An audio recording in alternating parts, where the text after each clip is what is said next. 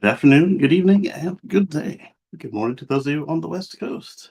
We are off to a late start. Let me get this link sent out to the rest of the regular crew and discuss what we actually have available to discuss today. Let me send the email out real quick.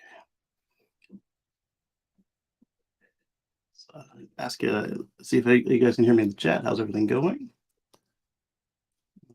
That person.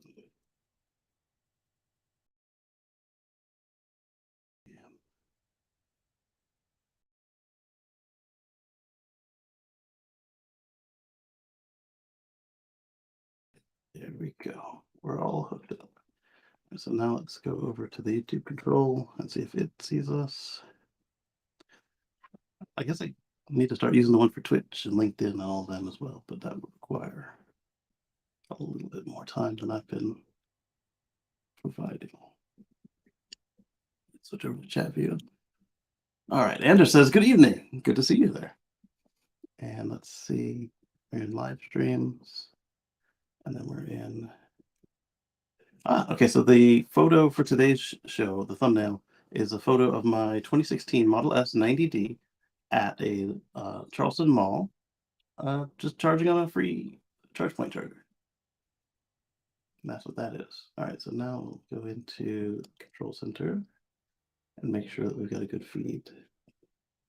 Well, obviously we must because Anders is there. So check the audio.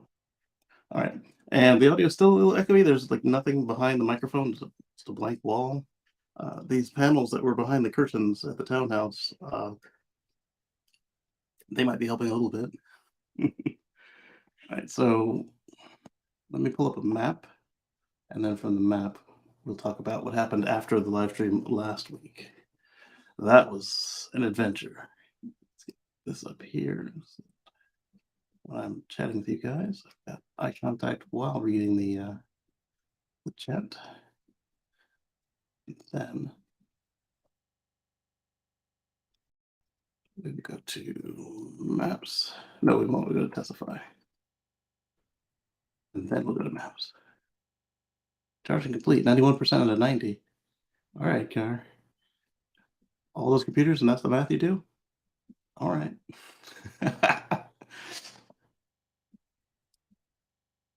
Oh, I've got a beach ball. Come on, Mac. Let's put this over some more. And we're going to go to last Monday on the calendar.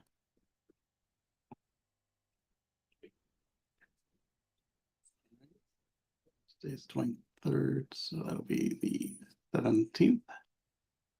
Yes. Thank you.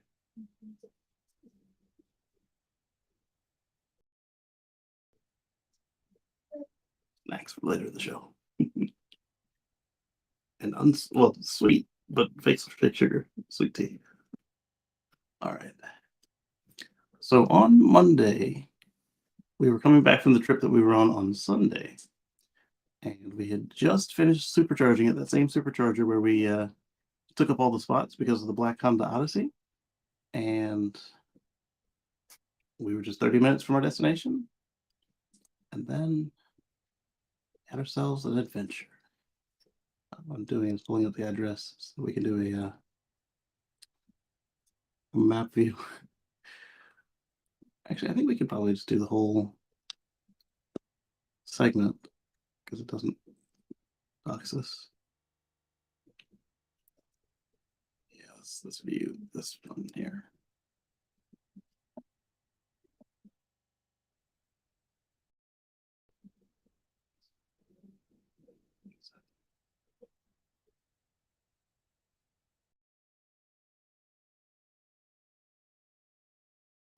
Oh, it's my uncle. All right, he's my uncle's actually renting a Model 3 for the for a trip, and he's having himself a good time. Oh, that's kind of cool. It's animated. All right, so let's do this. Let's do. Oh, it stopped animating when I moved the mouse. We're gonna share screen. No, not the touch screen, just this window. There we go. All right, so we had left the Somerton, South Carolina supercharger, and we were towing at some speed, average of 60, max of 65. For the most time, I had the cruise control set to 65. And let's see. So we started at 29%. No, no, no. We used 29%. We started at 68%. We unplugged from the supercharger does it give us times on these things? It was, yeah, they do. It's 5:30 in the morning. And by 6:05, we had to stop. I thought I was going to cruise into work and just continue on as if nothing happened. Well, as you can see right here, something happened. So we're driving along, and then we get the TPMS light. Just turns on solid. I'm like, that's never good.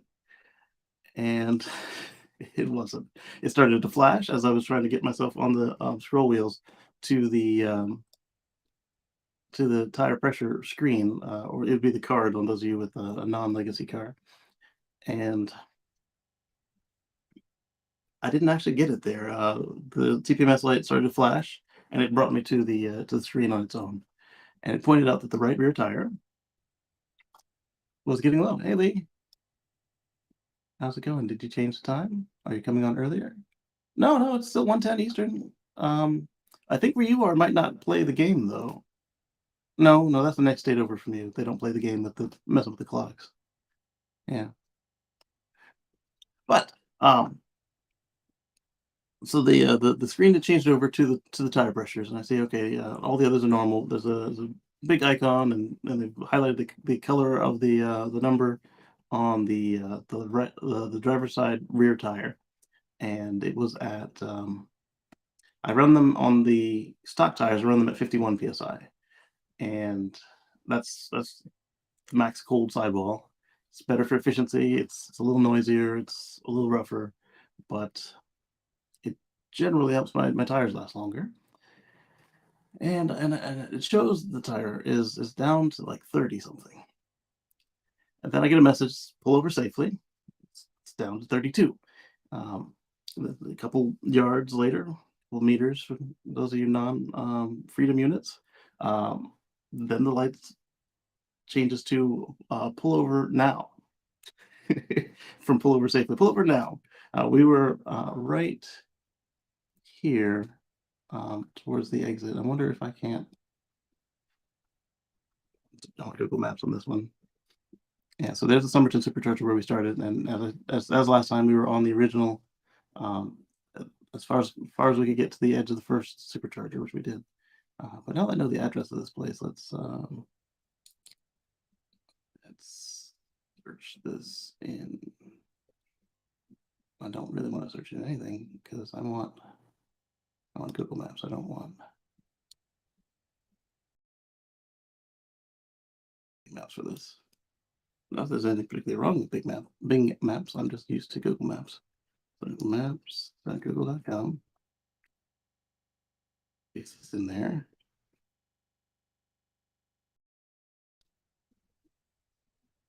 Wow, I didn't mean to take the whole thing over there. All right. Still give you an address. So I want you to go to it. All right, and then so all of this happened right about here to here. So we just crossed over an overpass, and let's go to Street View here.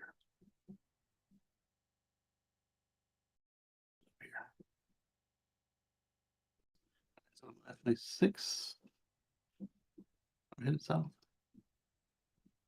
Yeah, we're headed south. Okay, so the light came on right about here.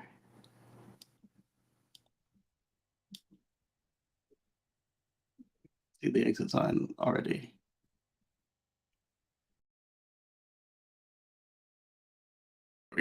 So right here is where the light came on. So I see the exit sign. I'm like, okay, that's not so bad. Maybe we can make it. And by the time we get to here, right next to the sign, the light is flashing. Pull over safely. Okay.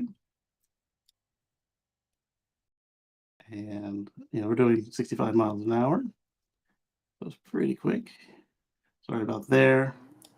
And I'm starting to sweat. I was like, are we gonna make it? Yeah, we make it. So then right about here, I can see the sign that says pull over now. I'm like, is now enough that I can make it at least off the freeway, right? Uh, maybe. Oh, I see what happened. It shared the window. I wanted to share the tab. I was like, how did it follow me here before I was done? That's how. I think I don't need to share audio yet. So anyway, we made it here, and right about here is where the car starts feeling wobbly. Not unstable, just like real sluggish to respond to what I've told it to do. And so then I'm getting ready to pull off into the shoulder, and we see that sign that said, how do I go back?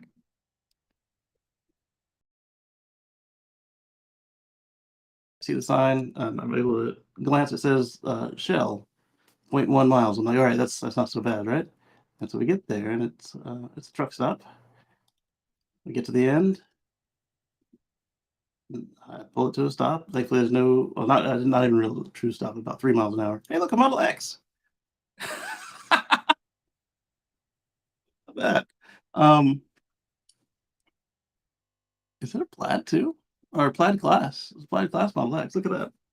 Because if it were a legacy, it would have like chrome and stuff and like lights down here, and it does not.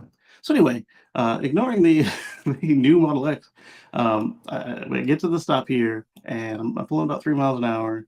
There's no traffic coming. There's a truck that had just come up here and gone on the freeway.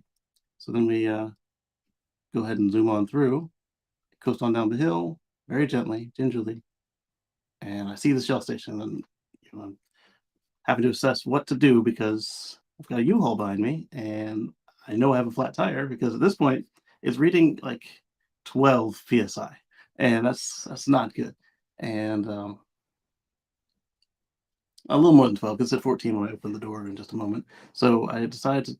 I didn't cross into the dirt, but I came right over here, and I was trying to figure out where to go because I don't want to block anybody. And I see there's a truck stop there. And so what I did was I parked the rig right where that Cadillac is, right there. And apparently, when you're pulling up and you see this, it looks like, okay, that's not too busy. It's on the side. Nobody's gonna be bothered with you, right? They've got external tanks there, so they shouldn't need to worry about it. That is wrong. That is very wrong. All of the trucks that are coming through, whether they stop for fuel or not, they come around back here and they swing a left. And because we were in the way, they all ended up like there was like a rut right there. They all ended up going into it. I don't know if they normally do or not, or if that was just like some of them came within inches of us, but most of them were like expertly just within feet. And uh, so while we're there, I pull it safely to the stop. I check on the girls, and they're fine. Open the door, and I hear psst. Like that's not good. And as I step out of the car, I smell old air from a tire, like the rubbery old air, and it's not good. And then I see the car flat on the ground. Let me change this thing because I'm going to dox myself with photos if I leave it in this weird mode. Let's end my screen share. We'll share that tab again. Oh, I see what they did. They moved the tabs to the first. The tabs used to be on the right, and now they're on the left. That's helpful. So anyway, so there's that. Let me open up my photos. And not a huge picture.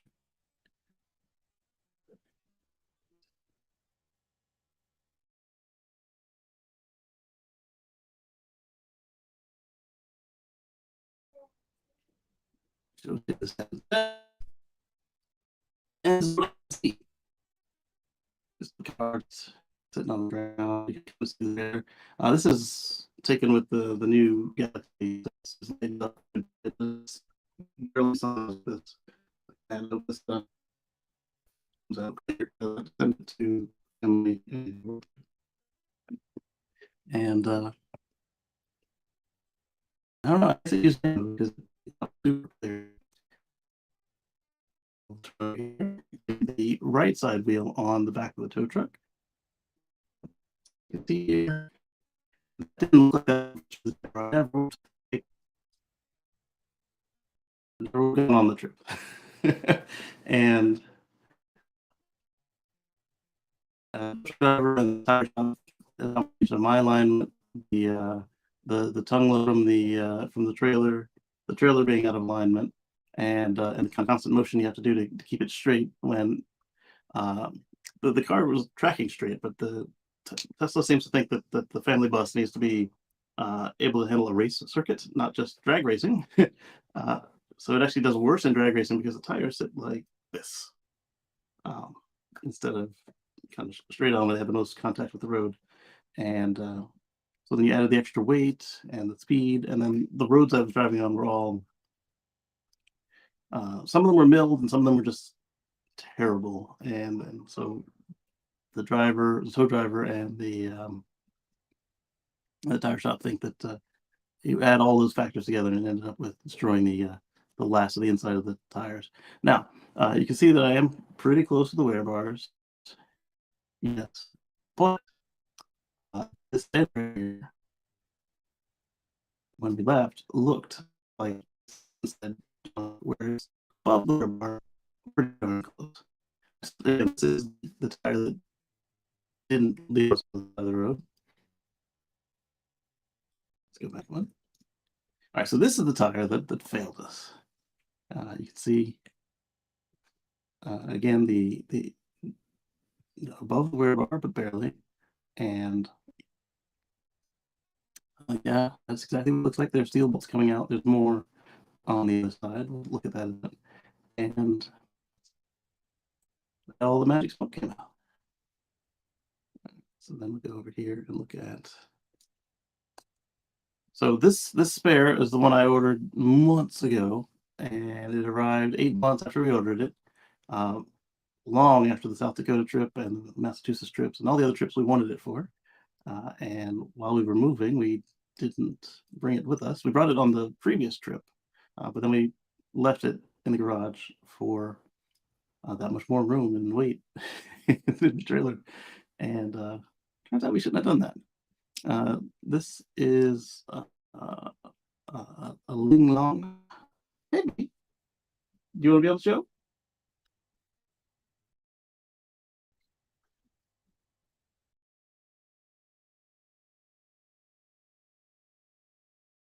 You don't miss your shoe? I don't miss your shoe. Come here. Come here. Like, hello, Moto. Say hello. You gonna say hi? She had a beautiful birthday party yesterday. You did. How old are you now? That's all right. Yeah, you have a slipper. It's a sandal. DJ Clay says, hey. Hey, DJ Clay. And all right, so this is a Ling Long, and I'm not really going to say who I bought it from, but it's a Tesla aftermarket shop that has been accused of stealing other people's ideas, just because they were the only ones that claimed to have it in stock when we were about to go on the trip. Okay. They were the only ones who claimed to have it in stock when we were about to go on the trip, and it said, a couple days delivery, and I was like, okay, the trip's not for 2-3 weeks, so we'll be fine. 8 months later, it shows up. So it is a T temporary one. The size, diameter as the other tire, but it's thinner, and it knows it's a spare. Temporary use only. Comes on this bright red wheel. At least it's not puke yellow, like the Prius wheel I had. I think did I ever use a Prius wheel?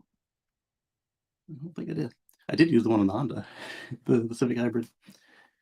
And max speed 50, so 50 miles for 50 miles an hour, just like a run flat, but it's a spare tire. and they wanted it inflated to 60 psi. When I hooked the tire pressure, not tire pressure, when I hooked the tire pump up to it, it was at 55, so I ran it up to 60. And the tow driver did all that for me because he already had all his tools rather than me having to mess with the. They actually give you a scissor jack. I would have expected a piston jack, whatever. And this is what the old tire looked like. This is why the belts just blew.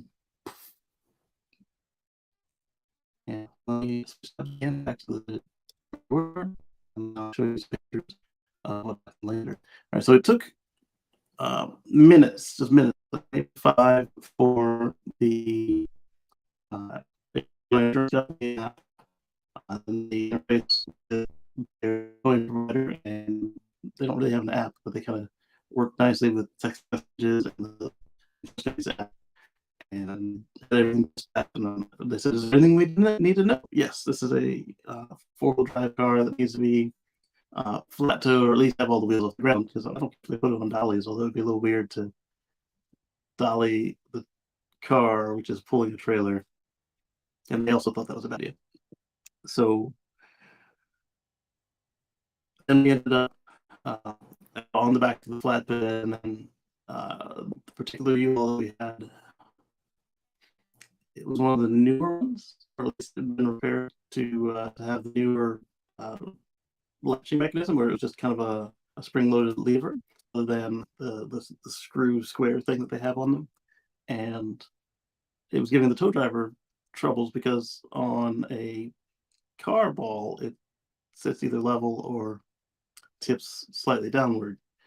On the tow truck ball, it tips in towards the tow truck. So he's having trouble getting it to mate. And so he had to do some fun stuff with the chains, and he didn't even bother with the 4-pin light because it was way smaller than his truck. And so he just did the caution lights, the attention lights up above the flashing amber.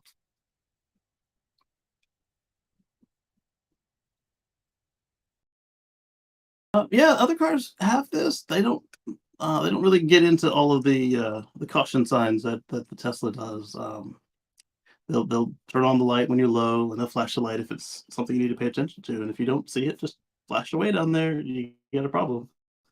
My car turned it on, then it flashed, and I'm sure it was freezing. I saw that, and it, based on how severe it was, it's like, hey, we need to stop now. And it came close to a stop right when it was 14 psi out of 51.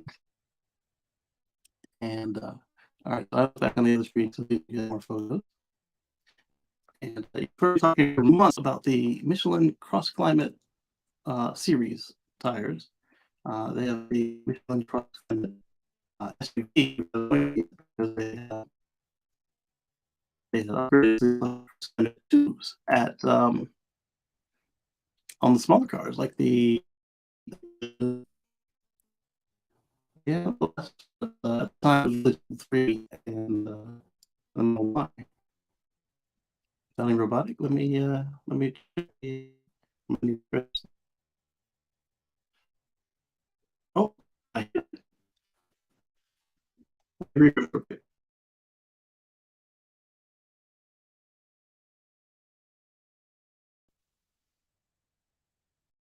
okay. And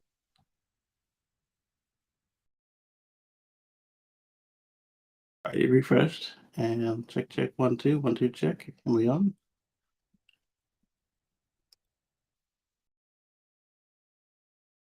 That sounds better. Thank you. Thank you very much. Um, all right. So where was I? Was sharing screen.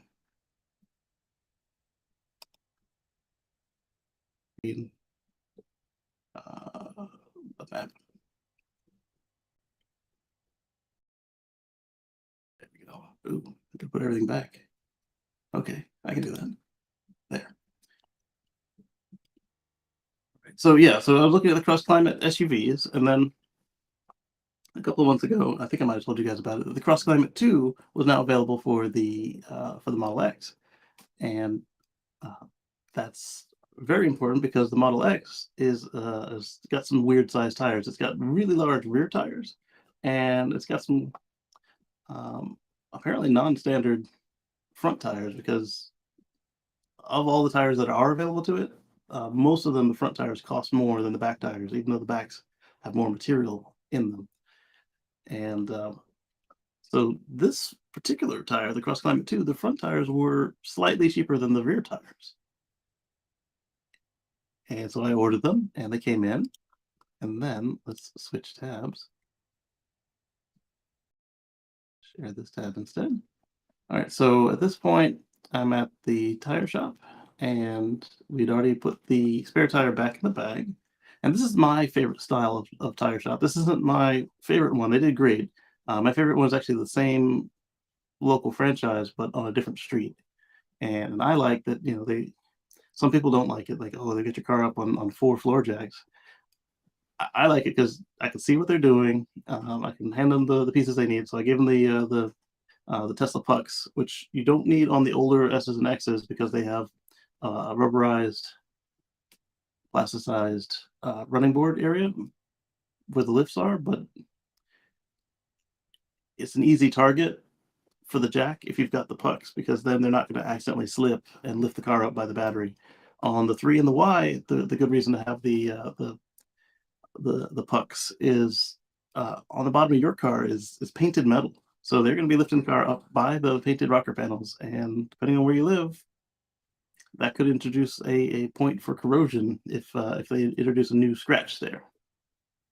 So anyway, they gave them the pucks to pick the car up, and then I can kind of see them. Not that I'm like interrupting or anything. I can see them, and so they got the old tires dismounted and the new tires mounted, and hang on, I don't know what the next picture is.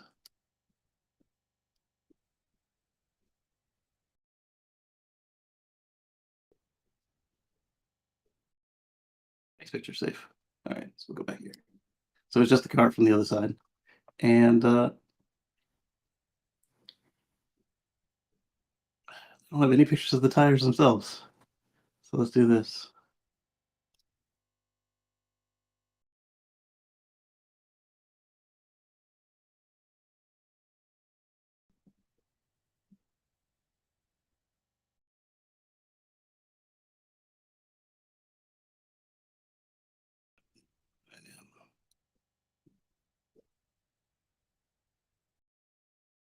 Really.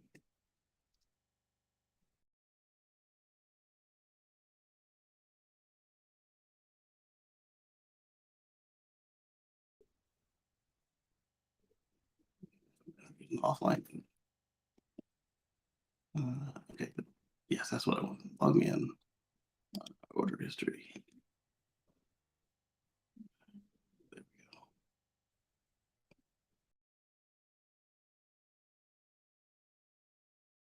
So this is the entry for the back tire of what I got. So the Cross Climate 2 is kind of a unique tread. You notice there's no solid band. There are no real chunks.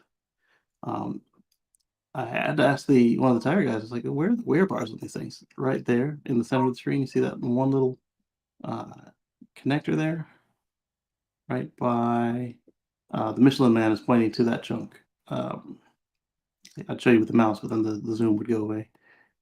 Those are the wear bars. But it's got a unique pattern because it's actually a snow tire. It's one that you can keep on the car year round, and it actually gets better wet ratings than the stock tires. And it has a little bit more tread to it, and it still has a decent speed rating, faster than I'll ever be taking the car. I saw complaints about because it doesn't have that center solid band. I saw complaints that around 80 to 85 miles an hour, it's a little more less stable than the stock tire, but the fastest I usually get up to going is about 75. That'll change obviously if I go to Texas, where the speed limit is 85. But the other complaint is they say that they're louder than whatever they had before, but they were not louder than than the Tesla stock tire that I took off, and this is now my third set of tires for this car. The first one went about 50,000 miles. The next one went. I'm at 86,000 miles now. Stand by 88,000. It didn't quite make 50 for the next set, but it still made it further than most Model X owners get out of their tires.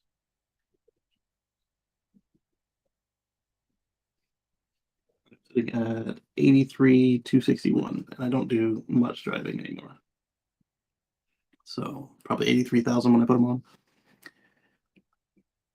And oh, so I drove the car very slowly to the tire shop to get there, and when they took it off, the other rear tire failed, and that was fun. It's like, hey, you just barely made it here. Um, yeah, so they're better at removing water for wet driving. Obviously, they're designed for snow and ice. They've actually got the Tri-Mountain Snow Peak for severe climate.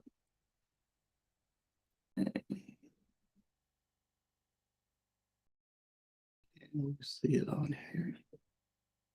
Yep, just barely right there at the edge of the tire. I think that might be where it is. Anyway, this is what I picked, and a lot of folks who already have them in the Tesla community enjoy them, except for that speed demon and the person with the just incredible ears I told you about. But for me, they were quieter than the tires I took off. They smooth out more of the bumps and shocks, except for on the very worst of roads, like there's a section in Charleston of 526, and that road, I wouldn't say it's worse. It just isn't good there as far as the road noise, and that's what I ended up picking. So we started out the last show with driving, and so that's the conclusion of that drive. And you didn't know if it was my the Wi-Fi. That's right, Lee. We make fun of Lee's internet connection sometimes. We call it Wi-Fi. And oh, yeah, right there. So there's a picture of the Tri-Mountain Snow Peak right there. And it's extra load rated. I confirmed with the tire rack people that it's okay to tow at full specs with these, so I will continue to do that. Not regularly, but we do tow a couple times a year.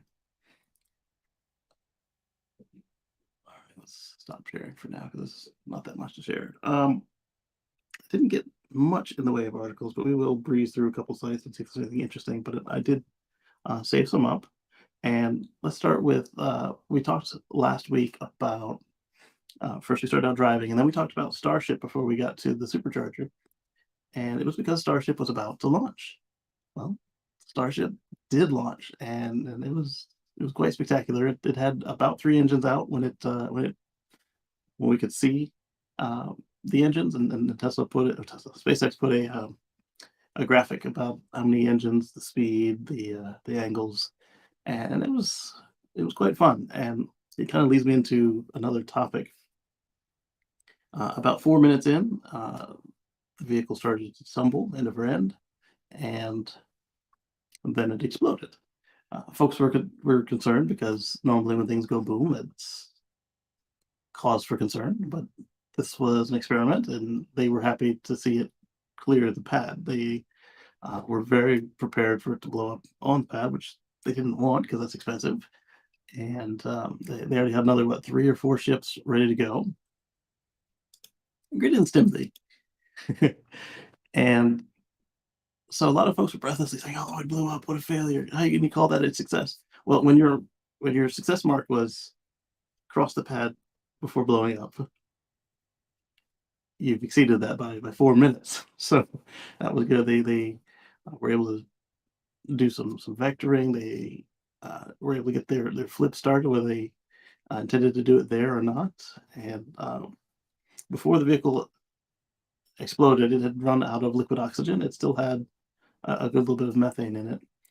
And SpaceX told us that they activated the flight termination system, which is the self-destruct button.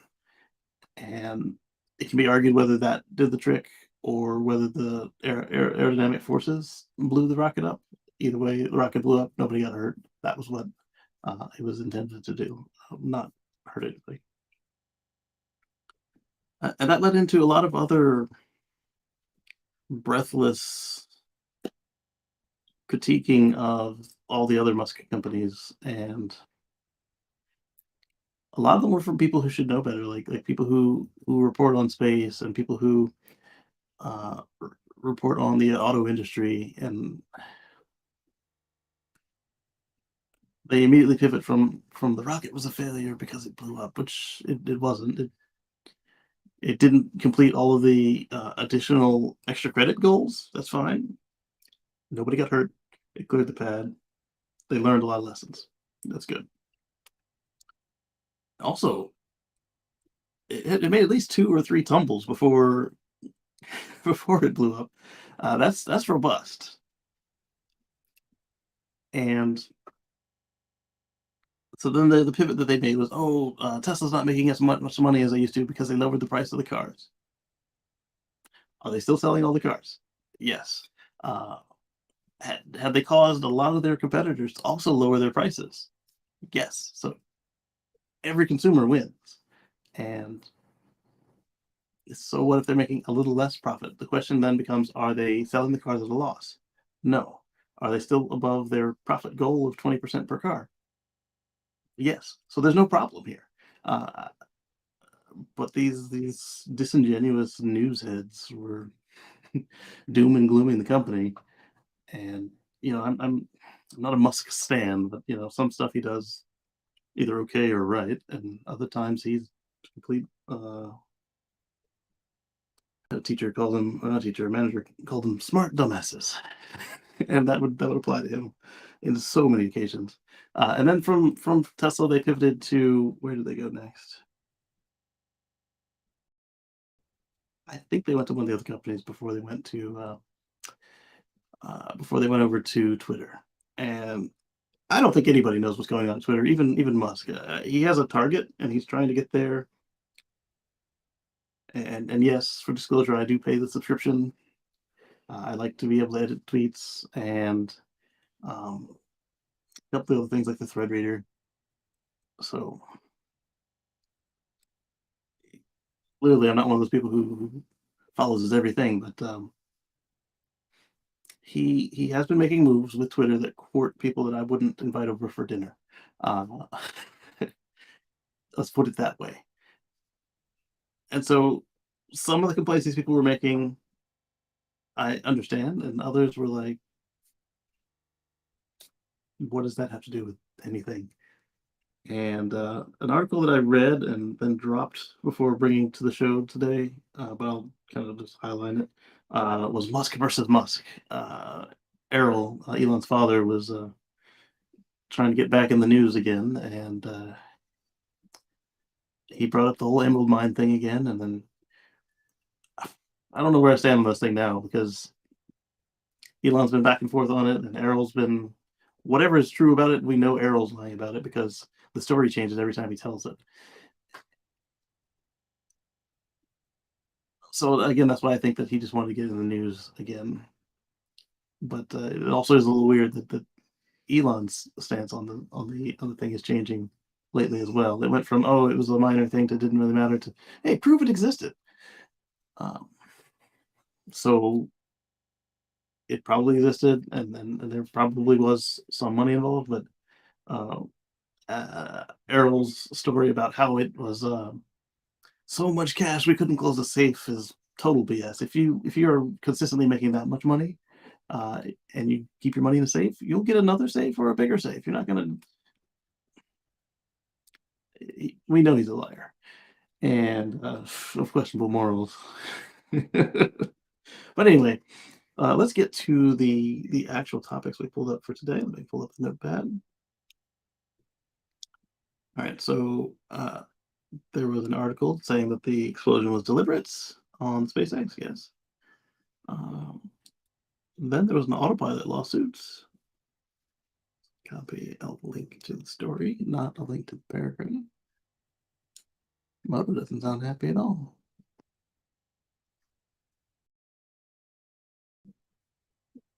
I'd say maybe she's getting a bath, but that happens in the bathroom closest to me, not the one she's in. All right, so I want to share tab.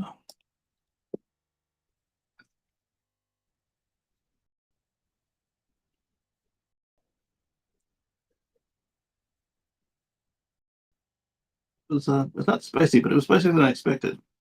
It was a cheese and cracker. I didn't expect it to have any flavor to it.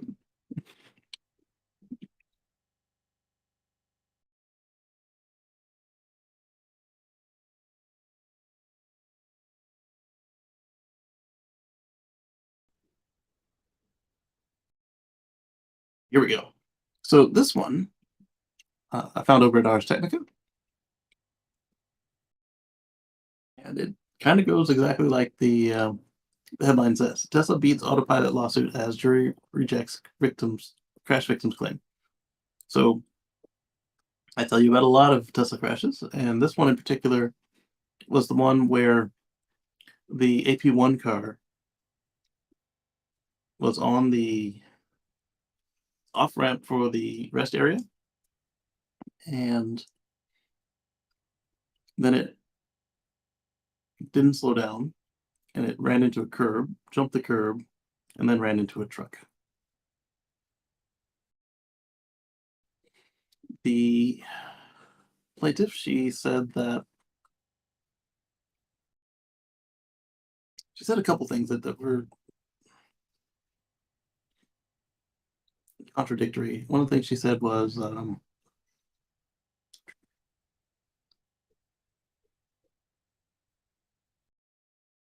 you go.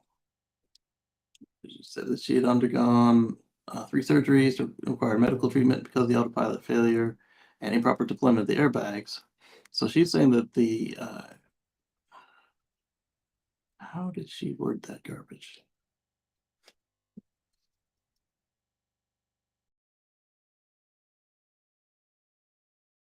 My keyboard is out of focus again. Thanks, Apple. You're trying to help me. I didn't ask for help.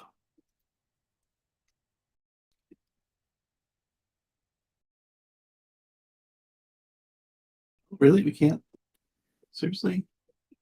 Click over here, try again.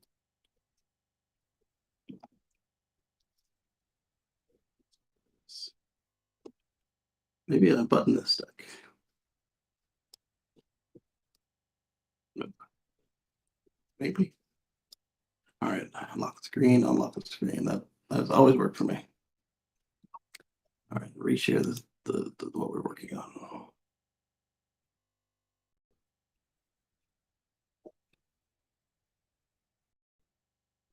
There we go. All right, so now let's see if the search works. Seriously.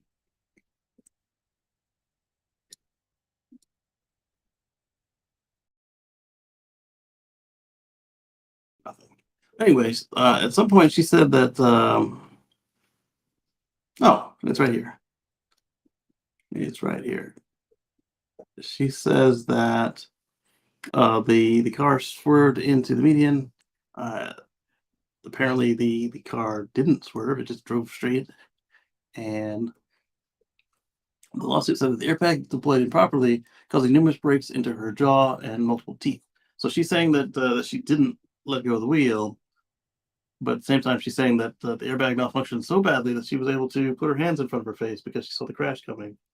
And then when the airbag deployed, she punched herself in the face because the airbag doesn't deploy slow enough that somebody can react when it's doing its thing, because it's milliseconds. By the time that I'd snapped there, it's already fully inflated and it's already started to deflate. And so that tells us that her hands either came off of the wheel when she saw that the crash was imminent, which is the wrong reaction. You want to put your foot on the brake instead.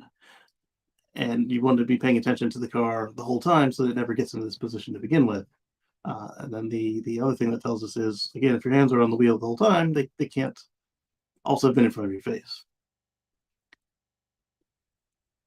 So the jury did not award her the $3 million damages that she sought. There will be more of these reaching the court. Some folks were confused because this was a 2019 crash, but the car was a 2016 vehicle, so AP1.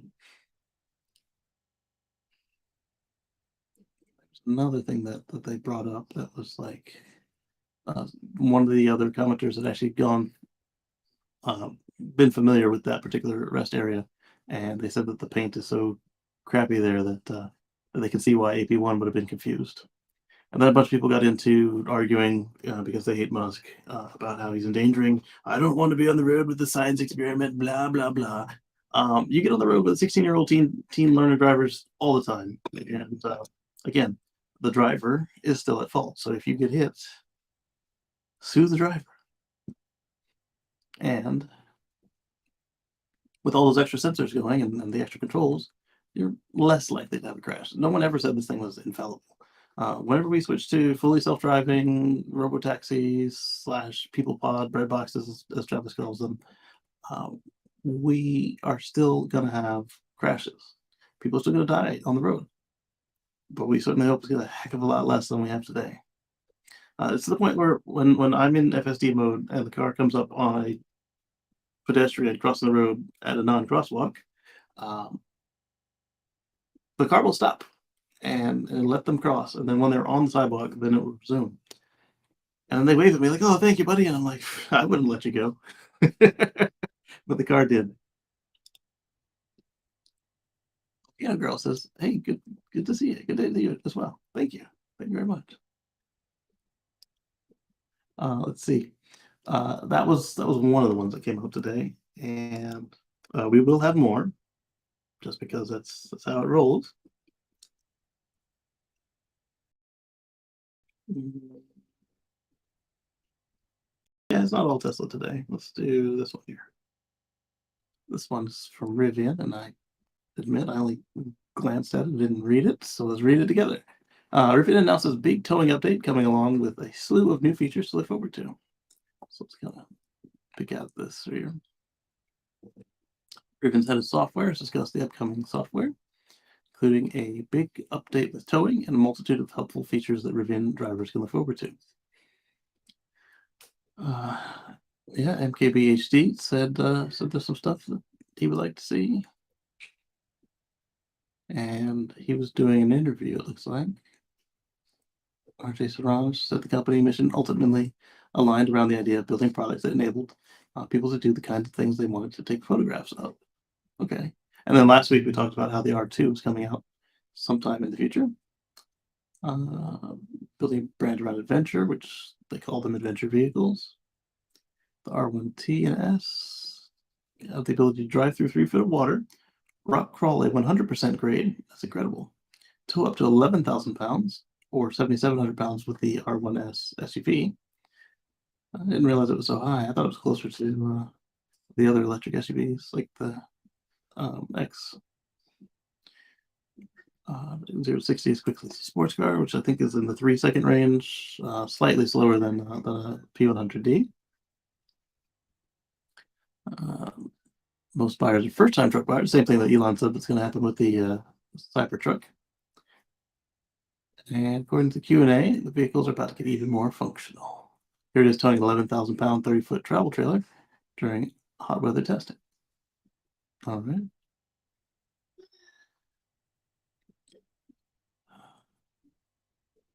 Continue to improve the vehicles by taking in customer feedback and implementing OTA updates. They would be foolish not to do this because they've already started doing this and they saw how successful it was for Tesla.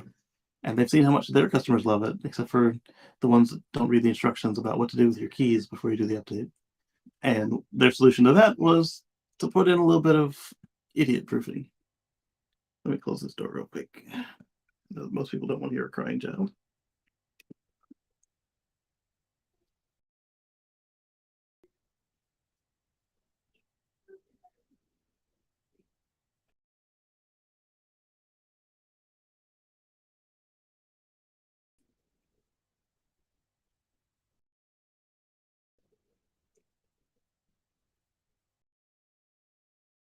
It's definitely the cracker that's spicier than the cheese, which is unexpected. So I tried a different flavor cheese, and get that same shock to it.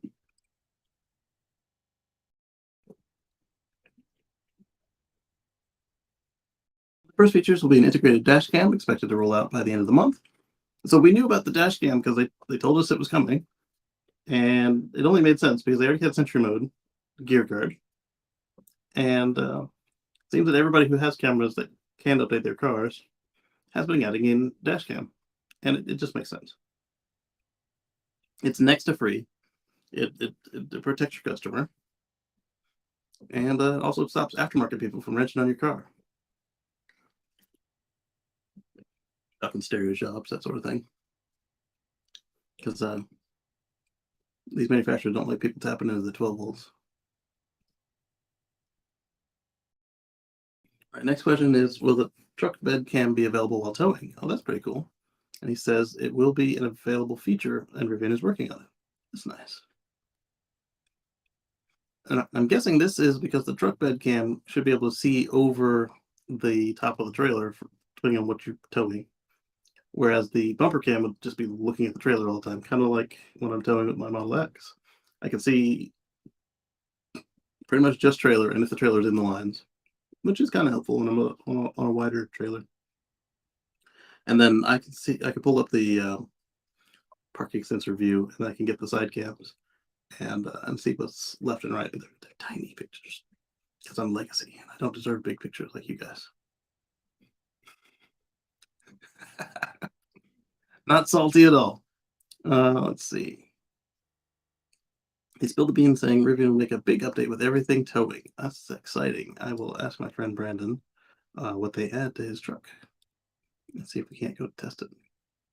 Despite the existing ability to tow, there will be improvements to drivability, creative profiles, and key upgrade involving the use of cameras.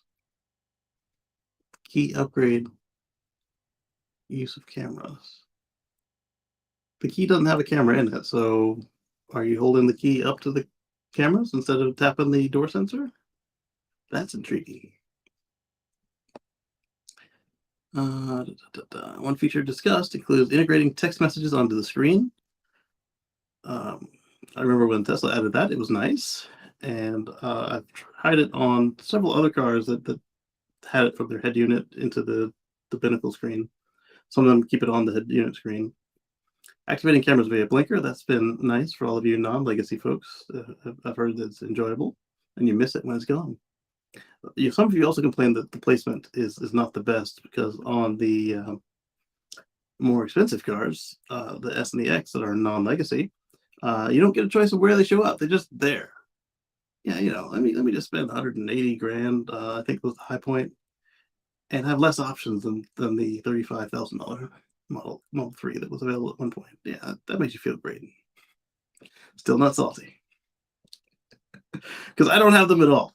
And let's see, navigation improvements to support adventure planning. That's great. I do remember speaking with one of the engineers, and he told me that their self-driving modes that they offer will work off-road.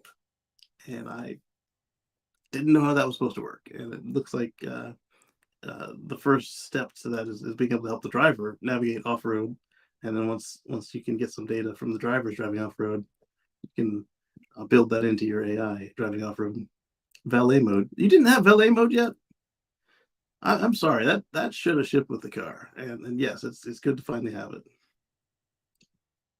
Additional entertainment apps. That's always fun. And holiday software events like Halloween mode. That's pretty cool. I don't know if the light bars are RGB or just green and white and red and green. I don't even know if the red one in the back even still turns green. On the prototype, I was able to play around with it turned green when charging. And in fact, it didn't just turn green. It had a progress bar to show you it filling up as it charged, and they changed it to just turn into a color. And then you can see the full event here on YouTube. So I will open that new tab and see what I learned from it. In the meantime, Dan, our friend Dan, sent us this link from his work email. It's over at the federalregister.gov. I'm going to put that link in the chat here.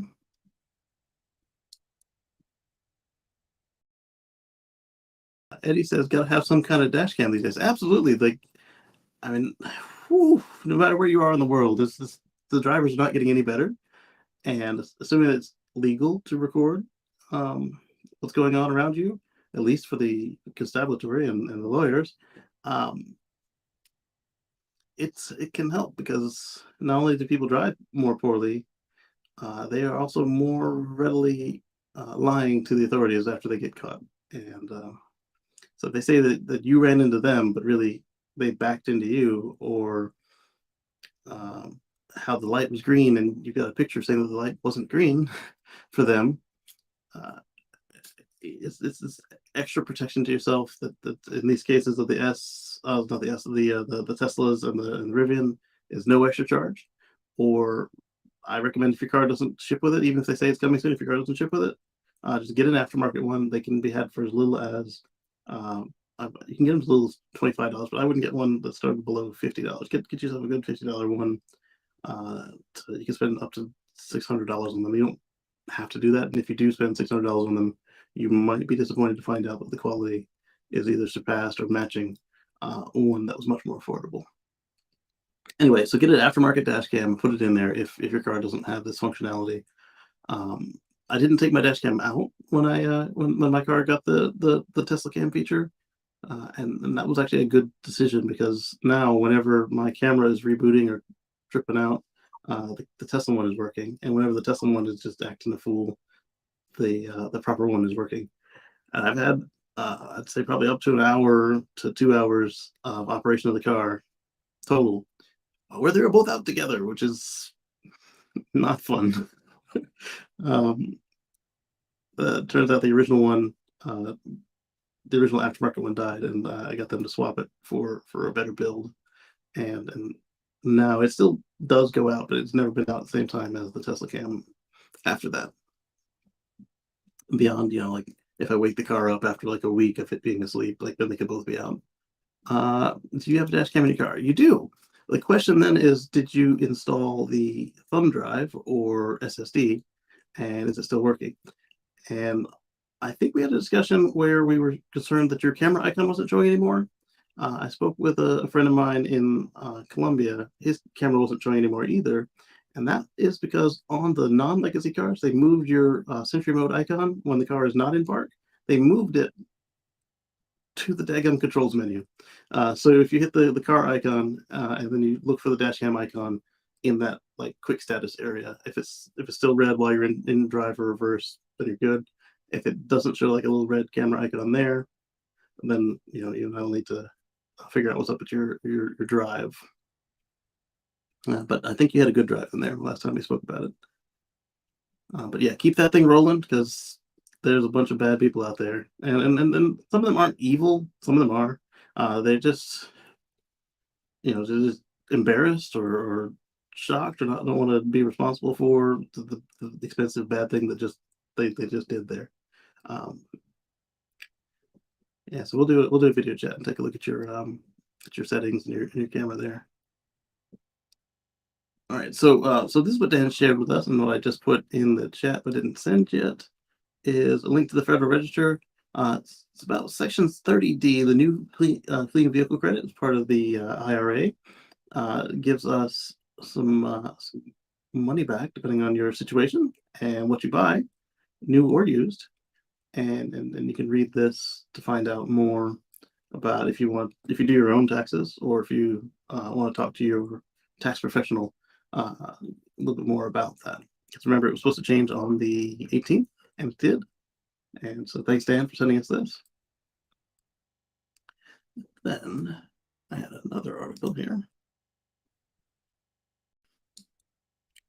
And it's quite related, because this is a much shorter rendition of that. This is from Ars Technica. More EVs are eligible for clean tax credits, up to $7,500. The ID4 qualifies for $7,500 credit, and the Rivian R1T and R1S get $3,750. And I'm guessing that's probably because of the content of their big batteries. They might not be American enough, because I'm noticing that the $3,750 is half. So the trucks are assembled in America, which gets you something. And then if the batteries contain enough free trade or American content, then you get another $3,750. So fact that they're missing that tells me that it's likely the battery, because I've driven past the Rivian plant twice now, and man, it is cool. All right, let's see. The rules went into effect April 18th. 10 models qualified for the full 7,500 credit. Another 7 were eligible for half the credit. Volkswagen 94 was a notable omission from the list, which was puzzling at the time, given VW now builds the crossover in Chattanooga, Tennessee. That's how they did it. And that might be why it was skipped, because originally they were imported. All right, so perhaps it was late with its paperwork to the IRS. That's possible. And the ID4 now appears on the EPA's official list of eligible vehicles. Isn't that nice? All right, so taking the tax credit brings the price of the cheapest ID4 down to $31,495. It also brings the price of the cheapest Model 3 up because it qualifies for none of that. It shouldn't qualify for none of that, though, because it should also qualify for half, because the oh no, not the cheapest one. The cheapest one has a Chinese battery. The next cheapest one has a battery from Nevada, and that one should still fully qualify because it's American battery, American assembly. But the absolute cheapest one has a Chinese battery, so it may still qualify for half, but I don't think so, because it's where the battery is built and what the battery is made of. So I don't think it counts for any of that. All right, so the R1T starts at 73, just barely under for the standard battery pack, and range of 270 miles. If you want a Rivian SUV, you have fewer choices. The dual motor R1S with standard battery pack starts at 78. Just squeaking it in. Because it's 80 is the cutoff for trucks and SUVs, and it's like 59 for cars, assuming they qualify, and assuming your income qualifies. So the Chevy Blazer will be eligible for the full tax credit. They'll show off the Blazer in July. The starting price of $45,000 before the tax credit. Not bad. And so the full list of full credit vehicles is the Cadillac Lyriq, Chevy Blazer, Chevy Bolt EUV, Silverado EV, Equinox EV, Chrysler Pacifica plug-in hybrid electric vehicle. I think they still just call it plug-in, not plug-in. I think they still just call it Pacifica hybrid, but that's the one. The Ford F-150 Lightning, again, assuming that your price is set right. If you get too many built-in options, then you're done. Lincoln Aviator Grand Touring plug-in hybrid. The Tesla Model 3 Performance.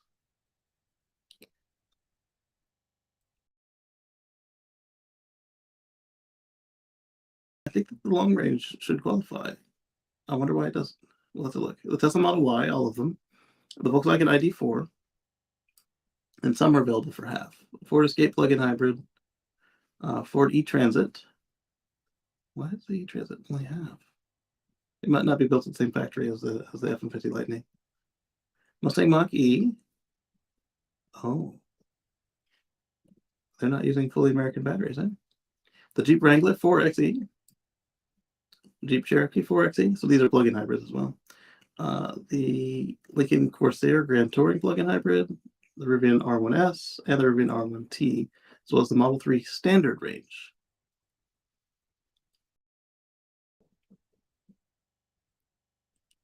As previously noted, it does not apply to leased EVs and plug-in hybrids, as the IRS does not hold commercial buyers to the same standard, which is just garbage.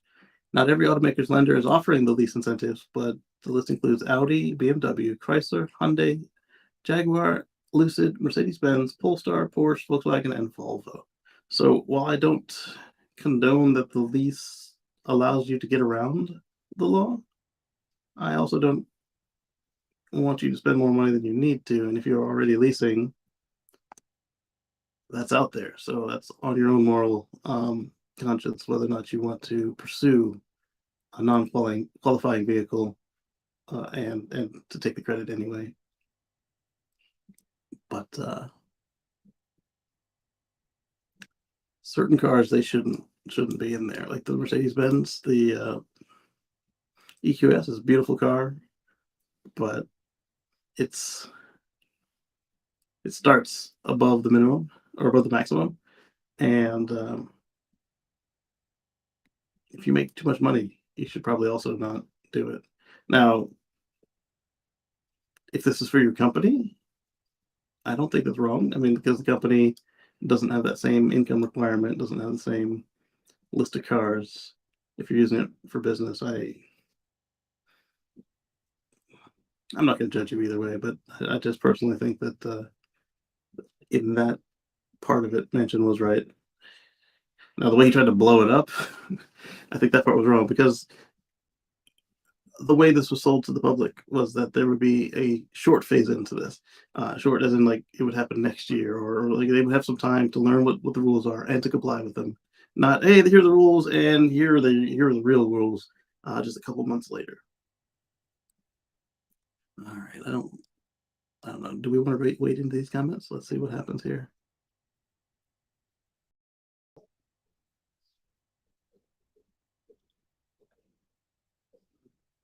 Yeah, I'm waiting for your lease incentive. Yeah, how did Kia not end up on the list, but the rest of them did? Why are these expensive vehicles with heavy demand getting tax incentives? Because we need to switch off ICE cars. Yes. It's either subsidize these vehicles or imposing the true cost of ICEs on their price. No more freeloading. Enjoy your 20,000 more expensive ICE model. I agree with this poster right here. Except for the EVs don't have to be expensive. The Bolt standard is pretty inexpensive. The Hyundais and Kias can get down there. Like just because it's an EV doesn't mean it has to be expensive. You don't have to have all the bells and whistles, but I do hope that the safety features are all standard. Yeah, and so the other way to do it is not to subsidize the fossil cars. Like charge the full price for fuel. Charge, um, stop giving them extra freebies. They don't need it. They don't want it, but they're gonna take it. It's good business if it's out there to take it. I don't know why. At least it should be exempt from those rules applied everywhere.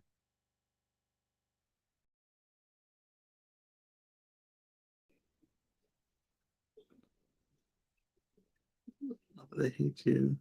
It's not the sentient demons also want to track you with microchips instead. Oh, just this person is getting into some weirdness, and this person just doubled down on them. Let's see. Chevy Bolt EV, and probably the Equinox are looking like the real home runs for their price. A hair over 20,000 after the tax credit. Ridiculous value. And that's what I'm saying right there. Like you don't have to get a Model 3 Performance. You don't have to get a Plaid. You can get something reasonable. Oh, fix a typo in the article. Took advantage of the BMW lease incentive this week. Got our first EV, an i4 eDrive 35. So, I mean, it did the trick. It was an EV. It shouldn't have qualified. We originally planned to get a new Prius, but with the new credit and corresponding discount, the i4 felt like a much better deal for a much better car, even if we end up buying at the end of the lease. So, this is why I'm not like a black and white, hard nosed. Because yes, the car should not have qualified, but if they bought a Prius, that's still a lot of local emissions. It's not compared to many other cars on the road. It's not zero. It's not EV. It's not a plug-in. This is a plug-in EV. It's not even a hybrid. So wait, this one might be an i4, not a i4. So i4, not a 4i. BMW has some of the weirdest names. Sure, shame they're going to remove the CarPlay soon. Yeah, thanks, GM. We talked about that. They're removing CarPlay from their EVs and some of their other cars.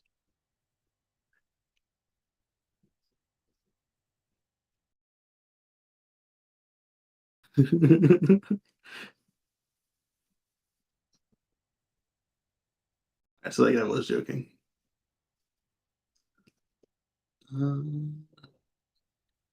Because emissions and pollution mitigation is public good, and it makes sense to incentivize purchases that are in the public good. Yes.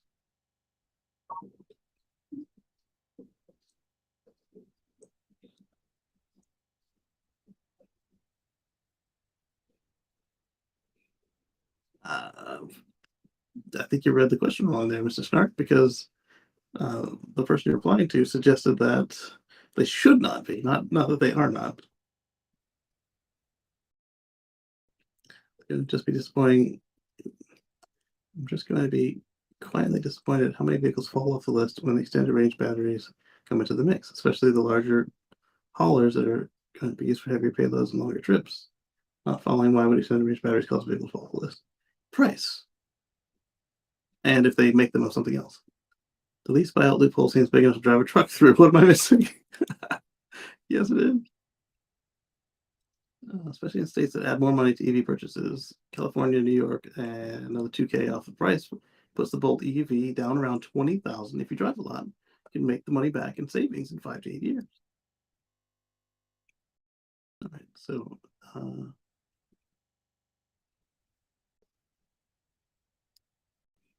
for a while I used the $14 model from Pep Boys.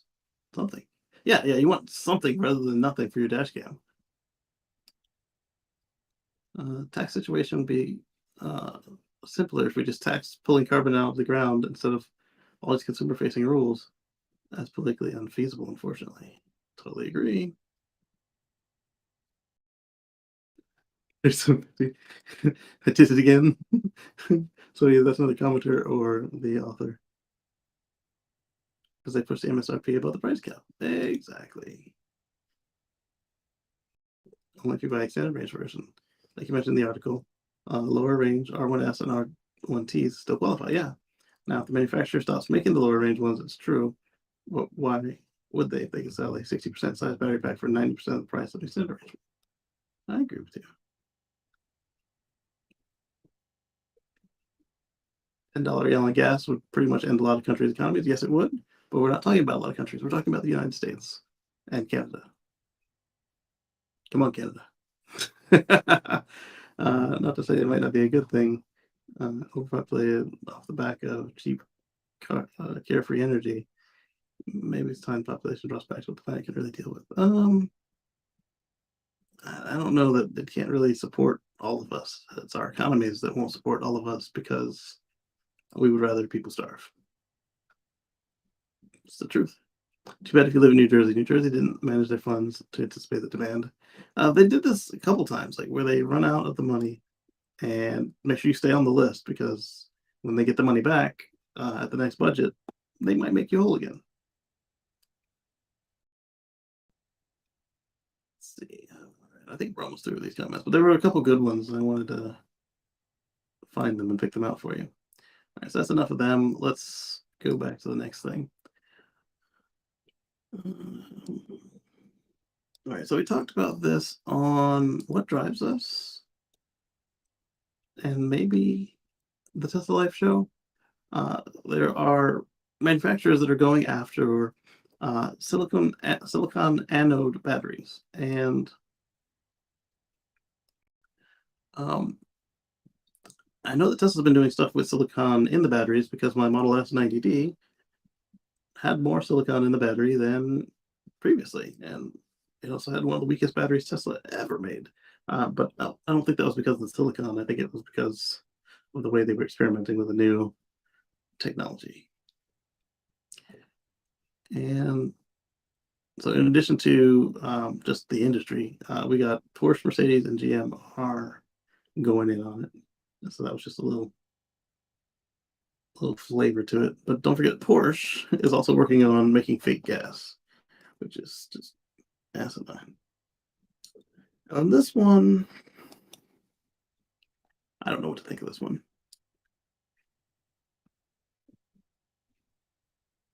Yes, that giant wind turbines keep mysteriously falling over. This shouldn't be happening. This one, I agree, it should not be happening. The question is, and they touch on it, but don't actually call it because it counteracts the premise of the article here in Popular Mechanics. They suggest that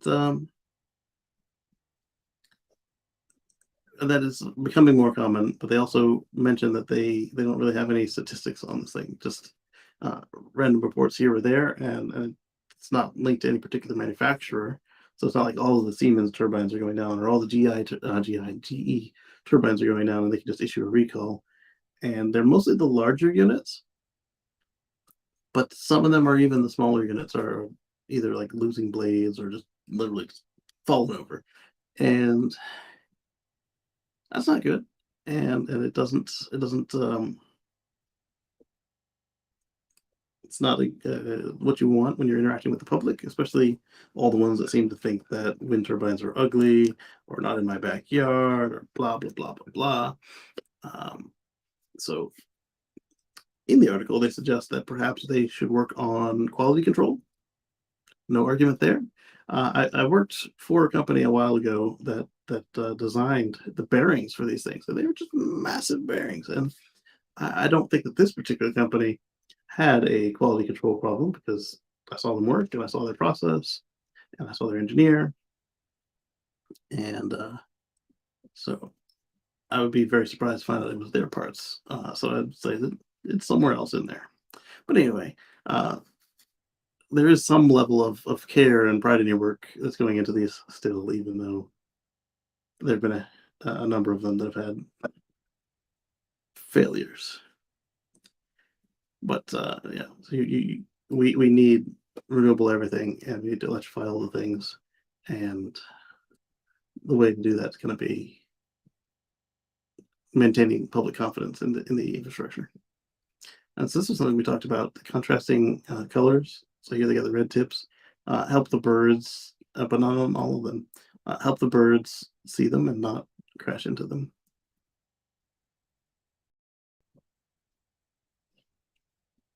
Just need for restrictions. Yeah, so this is like you give these people ammo right here. Like these I don't want them. They're ugly. Blah blah blah. Like to me, they look like dancers. Like not really ballet, but like it's another like style of dance. It's not ballet. Like sorry, let me look at my shirt real quick. My vocabulary shouldn't be losing me that hard.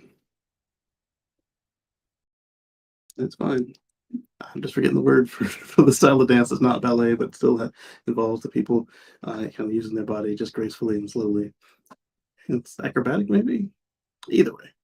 So that was my last article I pulled out. Let's go through breeze through the let's do Drive Tesla Canada and Tesla riding them. See if we see anything worth discussing. Base bell. And why am I out of articles already? I had a very adventurous week. We talked about it with the started with the tire, and then it was my week to wake up early and stay up late at work, and it just didn't happen. Accident investigator pushing NHTSA recall to order all of the Tesla cars produced after 2013 due to unintended acceleration. All right, so this is one that I think I opened up in the phone but didn't put into the notes because I never got to that stage this week. Um, I did comment on somebody's article on this. There's nothing special about 2013 for Teslas. The 2013s and the 2012s are pretty much the same. They didn't come out with radar until late 2014, and and that's when Mobileye got into the car. So if they'd said, after 2014, this might make some sense. But we've also proven that all of the unintended acceleration is bullcrap. And that's all I want to discuss on that article. Tesla's bringing back the Model 3 long-range rear-wheel drive to fleet customers. We talked about this on the Tesla Live show. So we might talk about it here too. Sunday. If you're a company in Europe, at least the UK, you can order Model 3 long-range rear-wheel drive. Boombox custom styles, downloadable MP3s. Toyota CEO unveils 3-step strategy to catch up on EVs. Let's look into that. SpaceX reveals cause of Starship's explosion, intentionally activated termination system. Tesla to cut capex per gigawatt hour by 70% with Giga Texas battery factory. So see, exactly what I was saying. All these people whining, complaining about how they cut the price of the product. This is the company that cut the phones to save money. So I don't think that they're gonna lose money on any of this. They might not make as much money for a moment, but come on now. SpaceX must give up 30% equity stake in Starlink to operate in South Africa, so it's government. Ooh. Will they do it? That's a lot. I can see them just skipping South Africa because Elon already skips a lot of South Africa stuff as is. Update supercharger map with new locations, but only a few in Western Canada. What's this drive Tesla Canada after all? The Rivian massive towing update we talked about. Talked about the California trial. Nikola is recalling all Trey BEV trucks due to unintended rollaway risk. Sounds like a parking brake failure. Similar to the one that the semi probably had its recall for. Uh-oh. Tesla's trying to get me. Tesla's offering Model S and X owners 6 years on unlimited supercharging. That is worth discussing right there. Because my car's only 5 years old.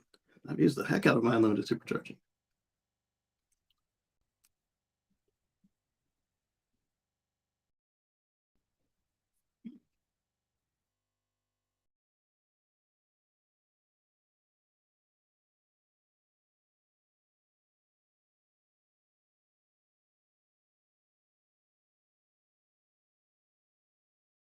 Tesla Model Y emerged as top-selling car in Europe in 2023. Hertz rolling out thousands of EVs in Atlanta, including Teslas. So this can be what, Tesla, Polestar.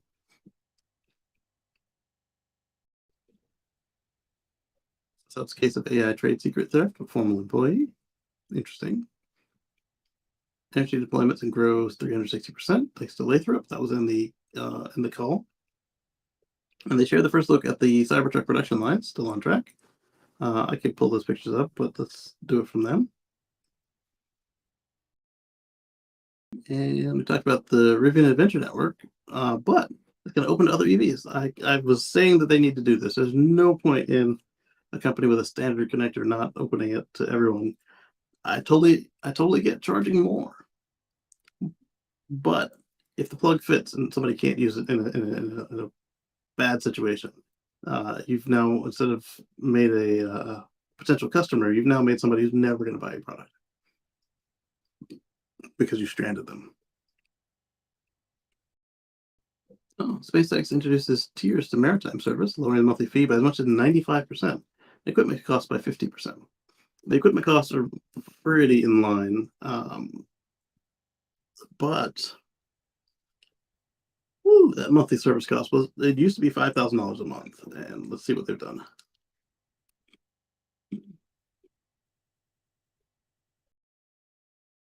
I actually open it. There we go.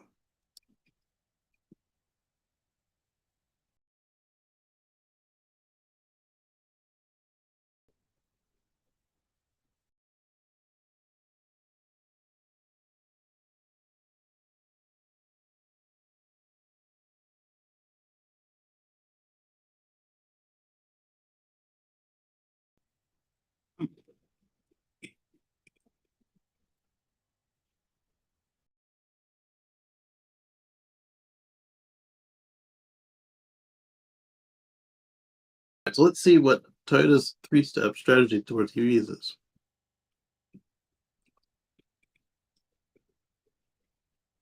Right?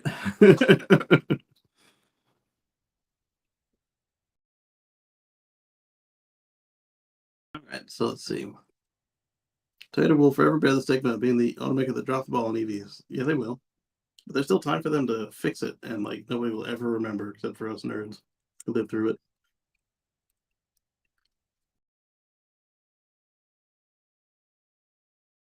New CEO Koji Sato hit the ground running. Let's see. What are their steps? Give me the steps. I care about right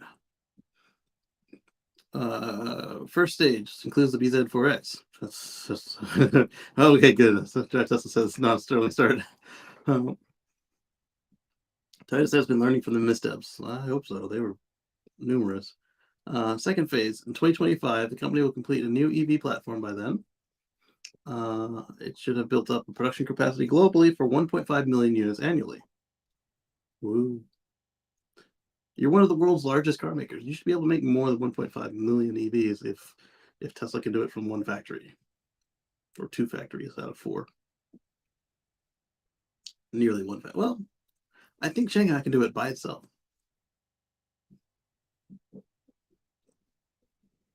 Perfect execution, obviously. But anyway, a new automotive operating system named Arlene or Ariane. Ariane, Arlene. That's a weird name. Ariane, being developed by its software subsidiary, Woven by Toyota. Well, at least it's a software company, but I mean, I guess it's better to do it in house if you have the talent. We'll see what happens with that. Most automaker software, other than Tesla, is garbage.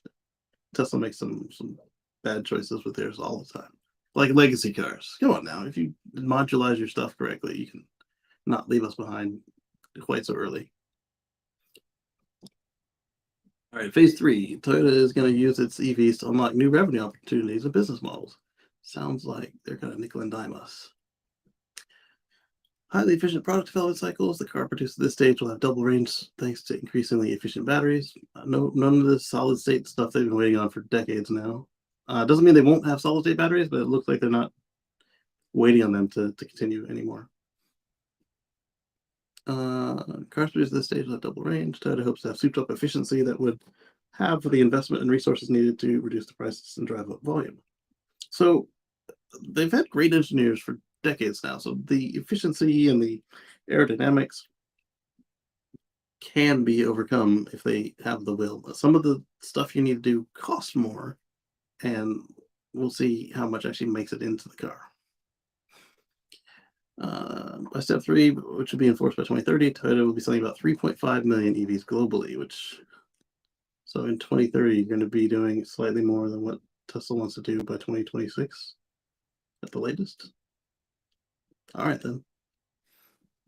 Oh, I've got some comments to read up on. We'll do that later.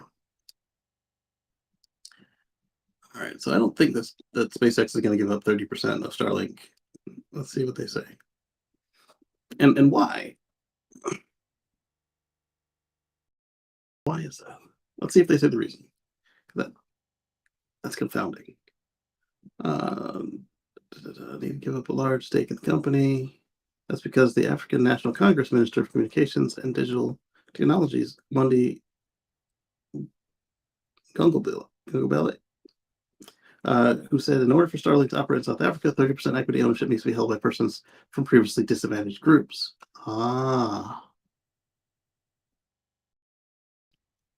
And that's not a bad reason. And they don't, because Elon was from the group that was not disadvantaged. Not that he's South African anymore. He is by birth, but not by citizenship. Individual applicants and licensees need to have a minimum 30% ownership equity held by persons from historically disadvantaged groups. Interesting that they do it even for foreign companies.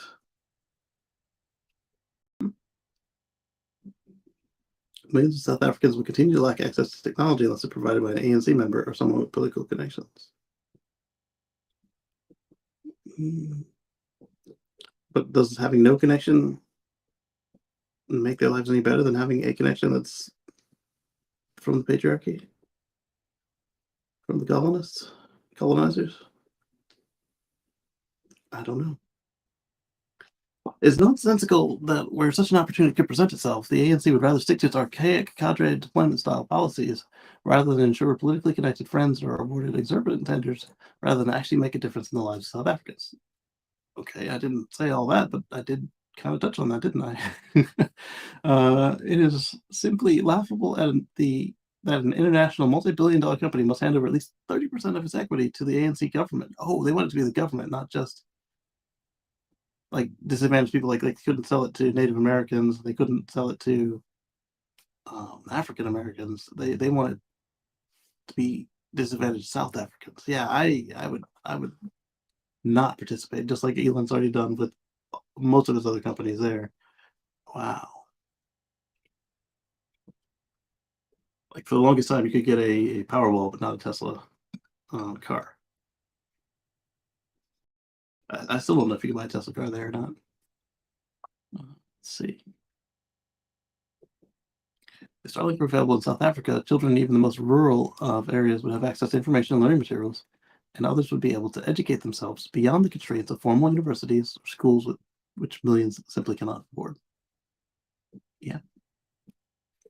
Starlink is currently available in two African countries, Nigeria and Rwanda, which have taken the opposite approach to South Africa and are running a pilot program to provide 500 Starlink to 500 schools across the country, and it's already been approved and expected to launch in as many as 20 more African countries soon.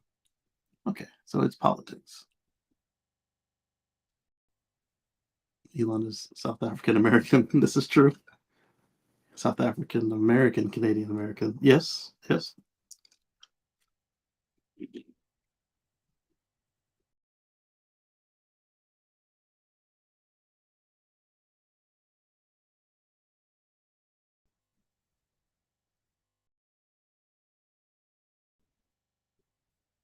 That's kind of where I was going. Rob 59 says, I understand the origin of this rule, but it's not historic South African business. It has no application here. Elon will be sad, but it's a no. Oh, Elon will be sad that that the people who need it can't get it.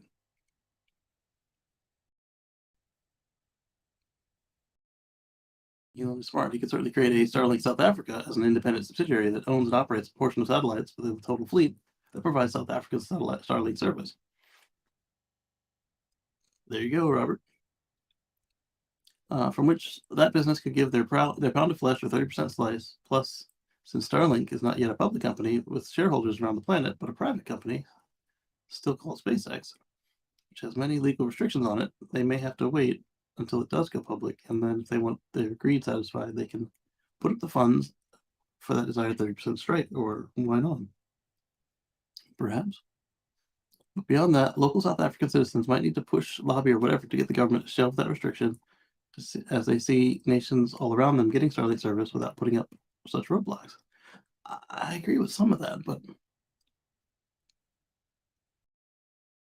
like, you can make an exception for a case like this without destroying the rules, which have great intent. But trying to apply the rules here does sound a little bit corrupt.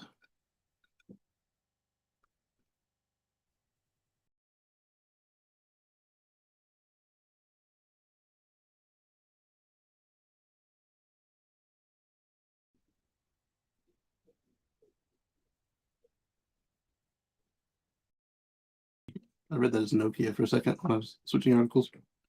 All right, so Nikola's recalling the BEV trucks. Why? Unintended rollaway risk. All right, so November 21 and April 23 are the range, all in the U.S. due to a issue related to the Bendix and Telepark tractor park valve module. Isn't that the same one that Tesla used? Per the recall notice, it covers 364 Tre BEV trucks.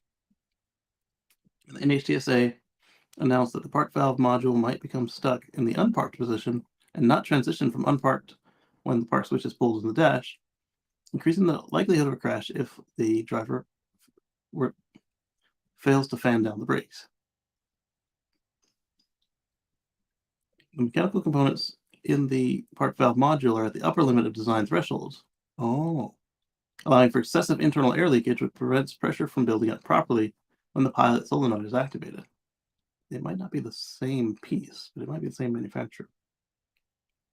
Bendix supplied the part in question. Nikola first became aware of the issue on March 16th and decided on April 6th to conduct a voluntary recall in coordination with the NHTSA. Dealerships and Tre owners will be notified between May 1st and May 31st, and dealers will replace the park valve module with the corrected part free of charge. Yeah, if you ever try to charge me for a recall, ooh, it's not going to be pretty. All right, so let's do this. Tesla semi recall. One.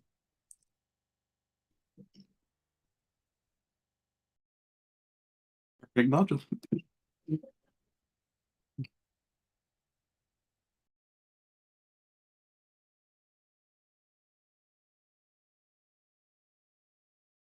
Index. Yeah, same manufacturer. Moving on.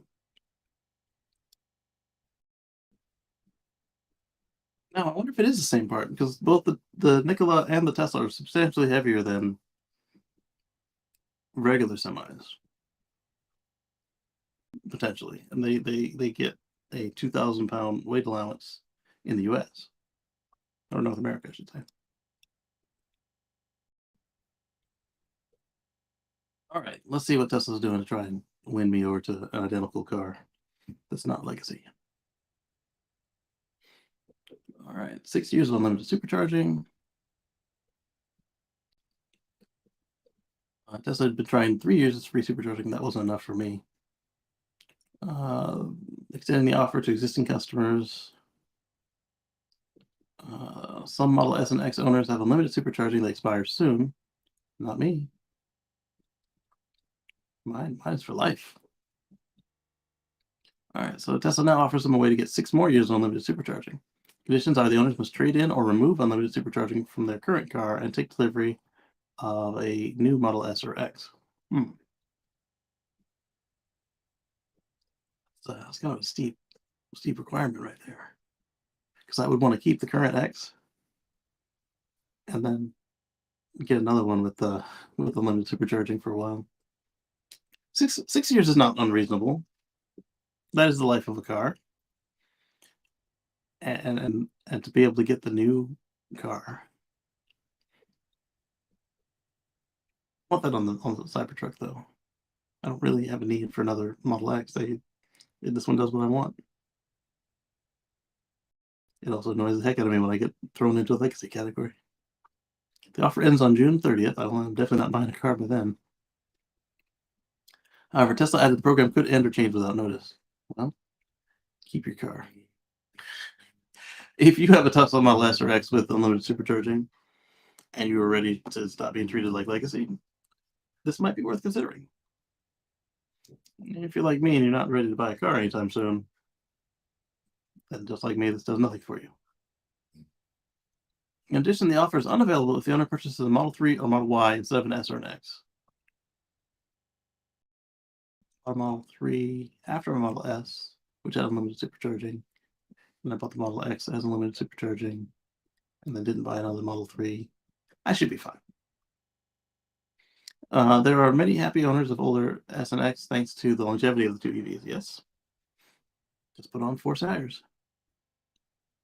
It makes sense that Tesla is trying to tempt them to upgrade to the newer versions as deliveries for the two cars slumped during last quarter, although Tesla maintained there was a valid reason for the drop, that they stopped making them for 2 years. Are you tempted to upgrade your S or X? Tempted, yes. Will I do it? Probably not. Ooh.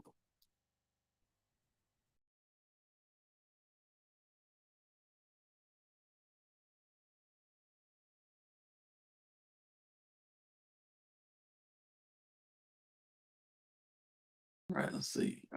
Tesla didn't offer free charging for life years ago and then remove without notice. This feels scammy. What? If you were offered free charging for life and didn't sell the car, then you were good. The recent price cuts and now 6 years of supercharging, this is a steal. Yeah, I agree. I just can't afford 2 new Teslas in the next year and a half. On my third Tesla and absolutely love them. I would buy a new Model X today if I could get the color interior trim of my Model X, 2017 Model X P100DL. The current colors don't appeal to me. Of course, the new tech, increased efficiency and range, and flat drivetrain are amazing and appealing, but I don't want to jam all that great tech into a package that looked like I picked it up from a rental car agency at the local airport. I love you, Tesla, but give us more color options on these high-end Model S's, models. S and X should scream best of the best and not just really good except.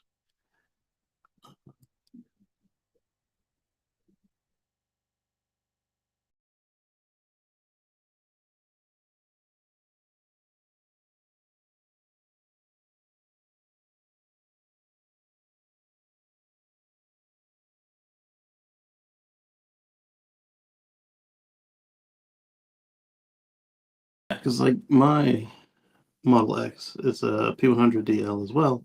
It's got the white interior with the carbon fiber interior instead of the stupid wood stuff, and I've got 7 seats that fold over because prior to mine, the 7 seats did not fold over, which meant that the Model X would have less interior cargo capacity than my Model S, which is just, I think, I don't get it. Why would you want your SUV to have less capabilities than your sedan? Um, so that would be one thing that would be worth considering is that the new one is a six-seater with the non-folding seats. Um, they are prettier, and they probably have less issues than I had with my seat, but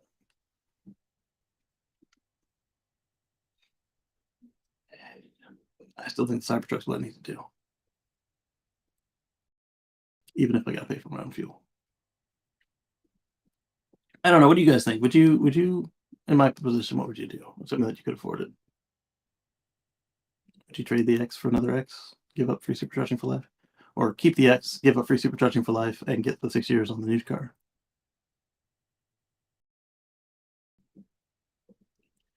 Though I don't see any reason to keep the legacy car if it can't supercharge for life. It's got unlimited internet for life, but that's $20 a year. No, sorry, not $20 a year. Assuming you get a 10-month discount, that's 10 times $90 a year. What else does it have? It has a color that you can't get anymore because I've got the obsidian metallic pearl. But it was a stupid color. You can only tell that it's the metallic if it's like hit just right by the sunlight, and even then it might be dirt. And in my case, it probably is dirt because I don't wash it enough. Um, and then the only way you can really tell is if you again have it out in the sunlight next to the free black because black used to be free. So you have the free black and then my black. Put them next to each other, and then you can kind of tell. I don't know. All right, let's move on to the next. Tesla app update restoring low regen mode. So one thing that recently came on the later updates to the cars that could roll their windows up from the app officially, some of them started getting that feature back. And low regen mode, something that our legacy cars that we could pick less regen, but on the newer cars they got rid of that because the EPA said that your least efficient mode is the one that we're going to certify the car in, and Tesla didn't want the range hit of having the car in low regen mode, so they didn't have an adjustable regen anymore. So these cars, I think most of them will probably still be legacy. They just won't be as old a legacy as mine. We're talking like Raven and stuff, but this picture is a plaid class car. Let's see.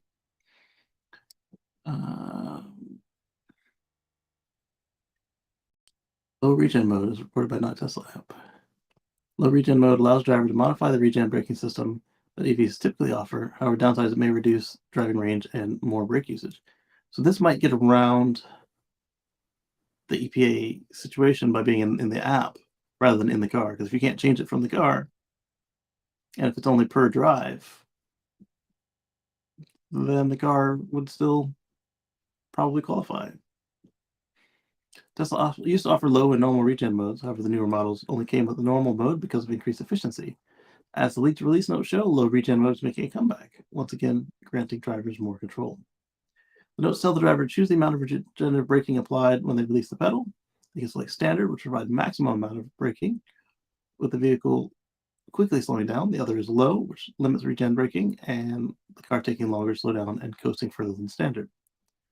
This means the driver can gradually transition from ICEs to EVs by adjusting the braking experience of their new EVs. However, drivers must note that the feature is a trade-off between familiarity and driving range and overall efficiency.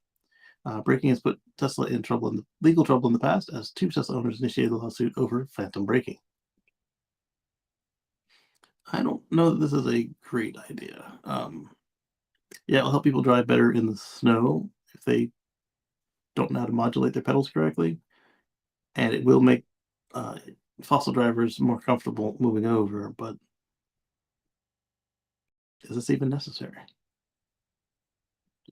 You got the one pedal driving. Part of the reason it's a problem is that Tesla doesn't do any regen modification from pushing the brake pedal. Everybody else does their regen control by pushing the brake pedal, so that's why it's a non-issue for everybody else.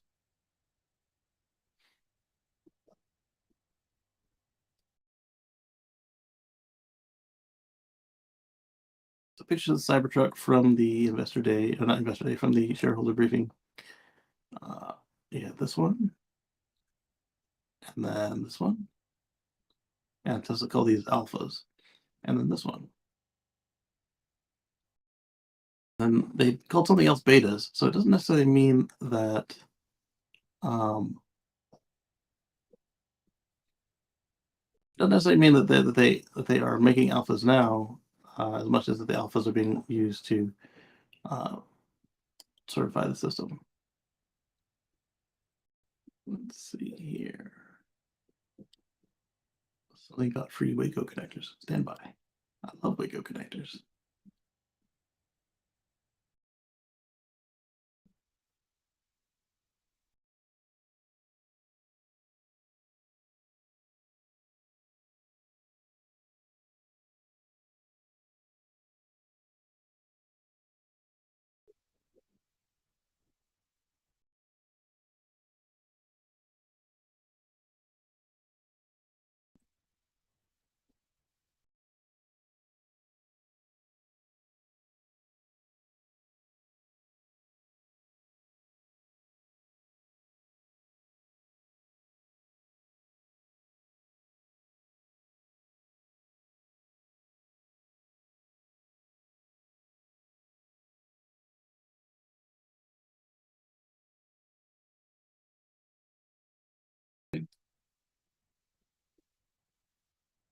So Waco is giving away free samples of their connectors.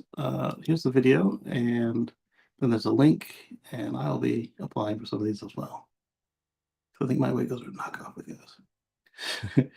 All right, let's see. Back to the articles.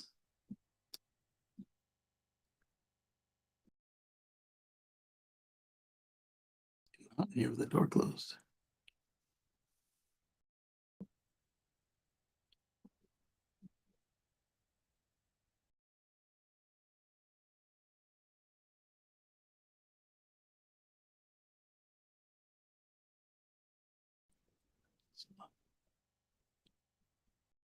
I'm not, I'm not used to getting these notifications in the middle of the show like that. Not good ones anyway. Usually it's Best Buy telling me to buy stuff.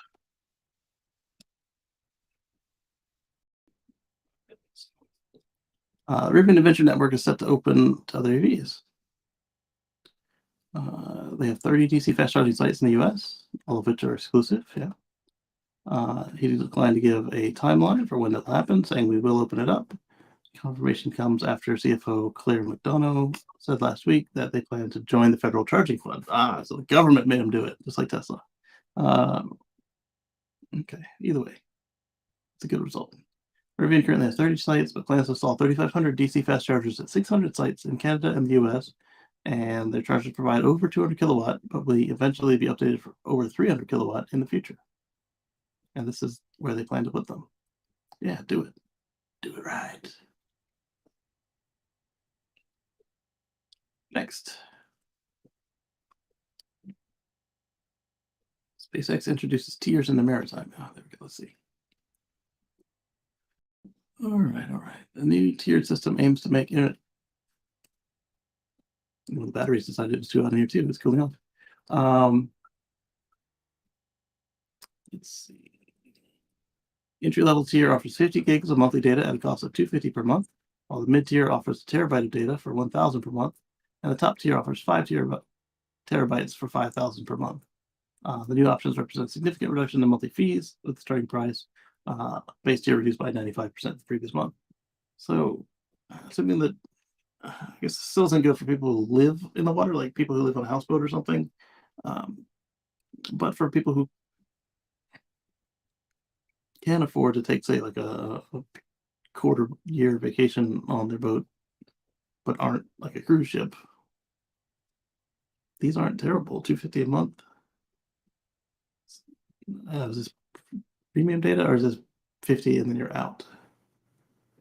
If it's 50 premium and then unlimited slow data, that's good. And if you moderate your data usage, you don't have to have a terabyte a month unless you're doing something like what I do here. What am I stuck on?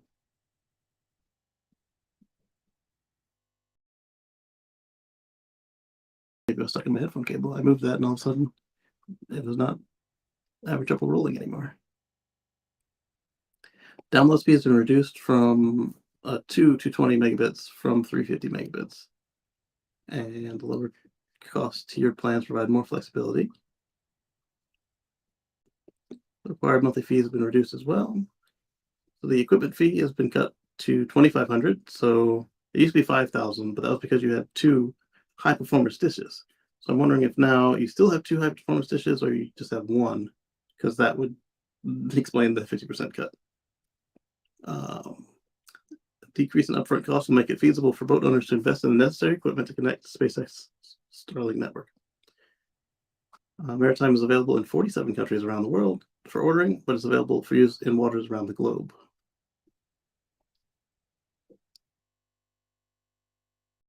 And tiered maritime service is a significant step towards increasing connectivity and making it more accessible and affordable for all boat owners, not just those with mega yachts with reduced equipment costs and lower monthly fees. Boat owners can now enjoy reliable internet and communication options while on the open sea. I understand why they don't offer more at the low tier, because that's a significantly lower than what any of the competition offers. But I don't know, maybe if there's a way to certify that your boat was your home rather than a pleasure vessel or business. But I think these are a step in the right direction and attainable for way more people.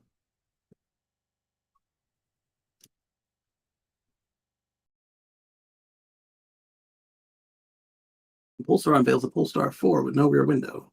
Yeah, there it is, no rear window. You slap some solar panels on there like an F-Taro. And if there's no rear window, there's your camera right there. It's their second SUV and the fastest Polestar production car to date. Okay. Dubbed an SUV coupe.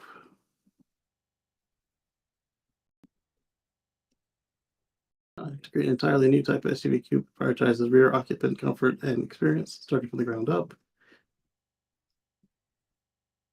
Doesn't have a rear window. Compensate for the lack of rear window. A digital unit relying on roof-mounted cameras used. So is there a screen back there? Is that what you're saying? Or is it just like the digital mirror like in the Bolt? The vehicle's aerodynamic efficiency is further optimized to the use of design features such as the low nose, retractable handles, and rear aero blades. Frameless windows with flush glazing. As the rear window is absent, standard glass roof windows extend seamlessly over the heads of the rear occupant. Added privacy, customers have the option to equip the glass roof with an electrochromatic function that allows darkening of the glass. Okay, they're talking about this.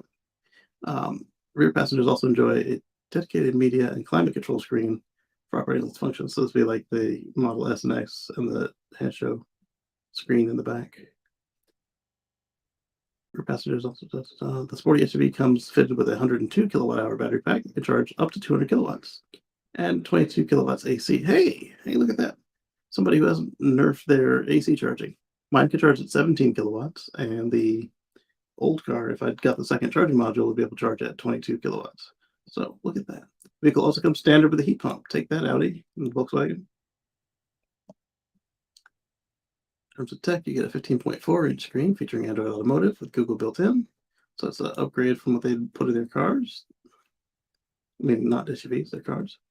Comes with Harman Kardon. And different packs. Okay, so over there at Aging Wheels, he was complaining that there were too many option packages and he didn't even get the one he wanted because of the way that they do them. So they're continuing that garbage. I guess it's just because they have dealers. Let's see, they launched Polestar 4 in China with production starting in Gilly's Hangzhou Bay by November. And details on the North American market, including final pricing, will come in 2024. released sometime in mid to late 2024. An expected starting price around 60,000 US dollars or 80,000 Canadian. I'm also curious if they'll qualify for the tax credit. Like, since it's not made yet, then make that an effort. Right. Do we want to take a quick peruse through? Let's say that's running. Let's go inside EV.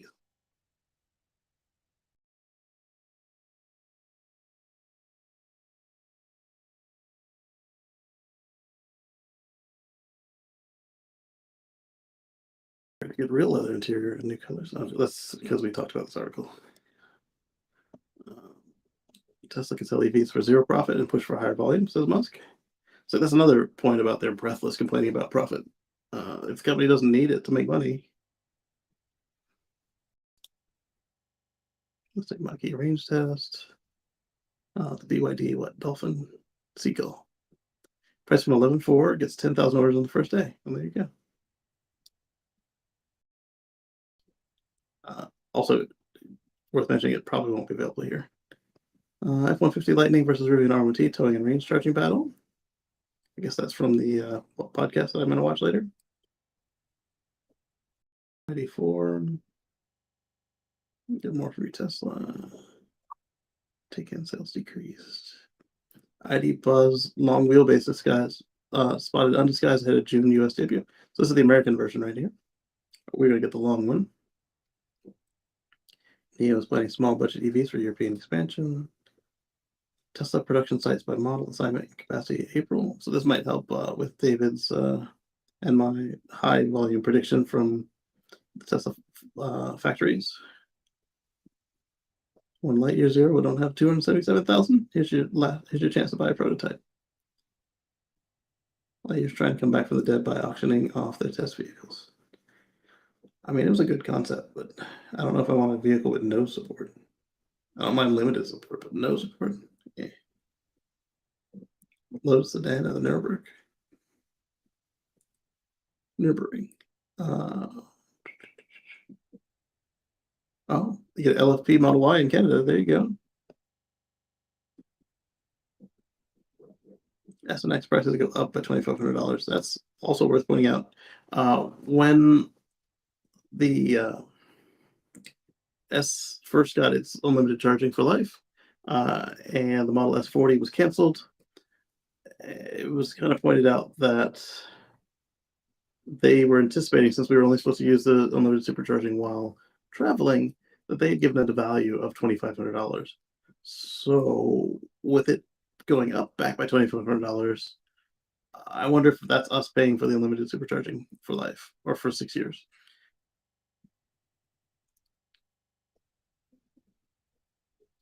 $250 for the yoke. I don't want the stupid wheel. I want the yoke. If you swap the yoke for the wheel after the fact, that's $700. I don't know where they're going with all this.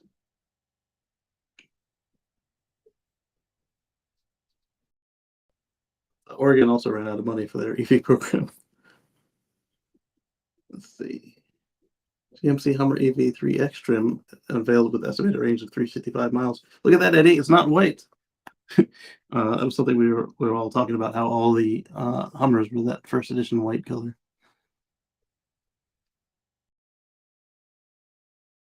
All right, so that's enough of inside EVs. Let's look at their. Oh, I say that. Let's watch this police video of the F-150 Lightning fire that caused a recall. Outside of Tesla and Ford, I'm so sick of these cars with the wagon SUV look. Yes, yes, and they all. Somebody pointed it out. They took all the logos and colors and like the swoops and stuff, and gave them all like donut pizza pan wheels and lined them up, and you could really only tell the Tesla and a couple of the others from each other unless you happen to own one of the cars in question. All right, so let's see if we can watch this police video of the F-150 that caused lightning fire recall.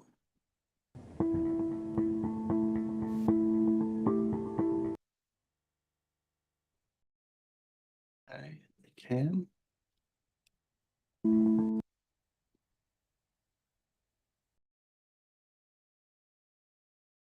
Oh, they got them via FOIA request.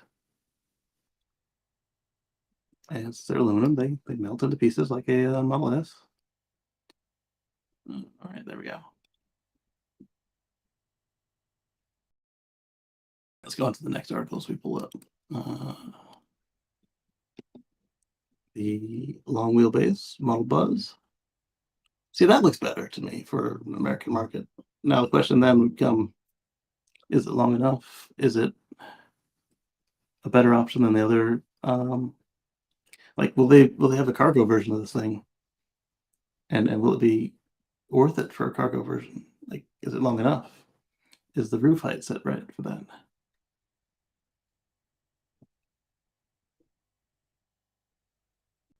Okay, orange exterior finish. And notice it's the single color. Remember we talked about how if you got it in two-tone, you gotta wait a year?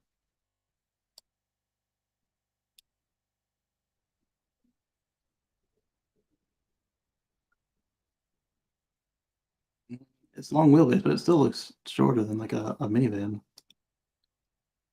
I don't know. Will it be enough?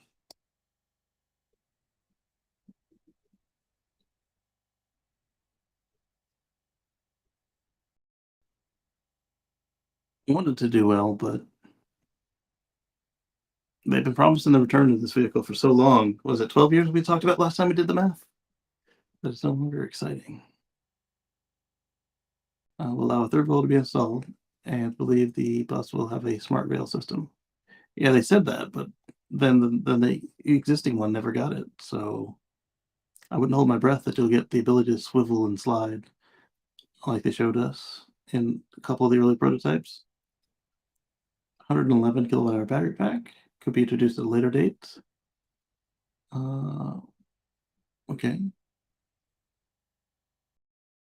Going this year as a 2024 model. All right. Hopefully I get a chance to go drive one. Let's see. I'd hope they were going to give us a table. All right. They didn't give us a table.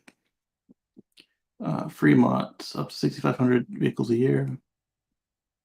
Are they just rehashing the table that we got from Tesla? It feels like it. It does feel like it. Yeah. This is not new information. Or even a useful table. Do they have a table at the end? No, they have the Tesla table from the friggin' report. Anyway. All right, let's go look at Tesla ready real quick and then I'll buy these particular ones. Because I was in a mood and they offer non-Tesla stuff as well.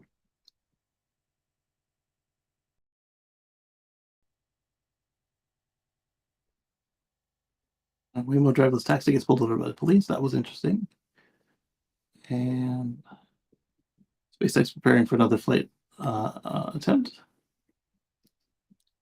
Audi versus RS4 drag race reveals practical sports car winner. Okay. Tesla maintains control in California EV sales as they surge past 1 million. So yeah, right there. When I was talking about like Toyota wants to build 1 million EVs. Look, Tesla's doing it in California alone. Talked about the 19 crash. Cybertruck spotted for the first time since delivery timeline. Okay.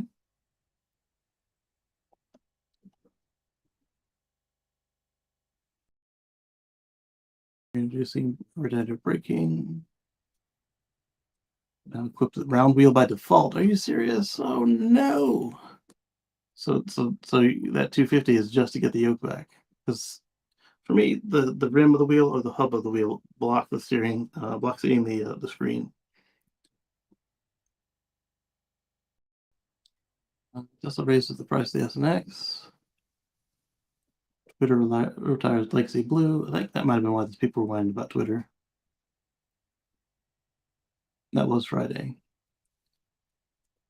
Queensland doubles EV rebate and boosts zero-emission vehicle adoption. Okay, so on the Tesla Live show, we questioned whether incentives were the reason that the Australian Model Y got a discount before Canada.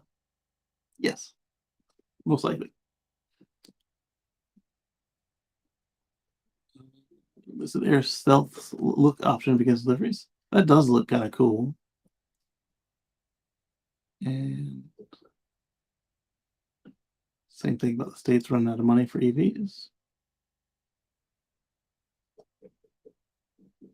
Tesla trip planning improvements make their way to the app. That's something we've been requesting for a long time. Let's take a look at that. And Musk again promised that we'll get full autonomy. Don't hold your breath.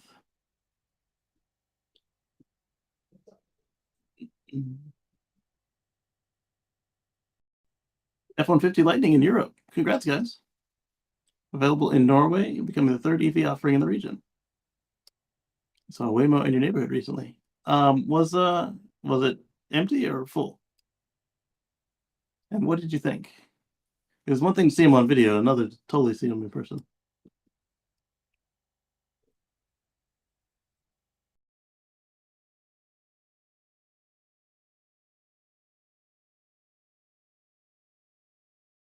I think that's enough of Tesseratis. Let's go on to the Starship. All right, let's see what they say. Oh no, that's the another test flight attempt. Another attempt at the one we saw. Moving on.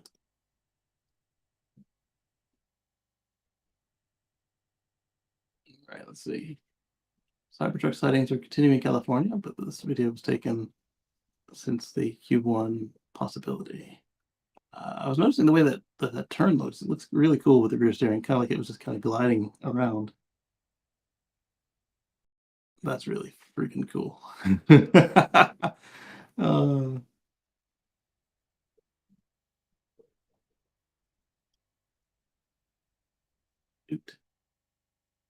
Day 2 reservation holder here. Yeah, I'm day 2 as well.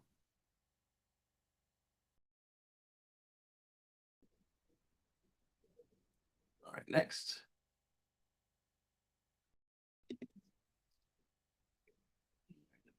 Planning improvements make their way to the app. Semi-string, I don't know what it means. Semi-truck vital value. So it's a vital value that they're being displayed. Burst mode sounds fun, but not for my wallet. Is shop mode burst enabled? What, really?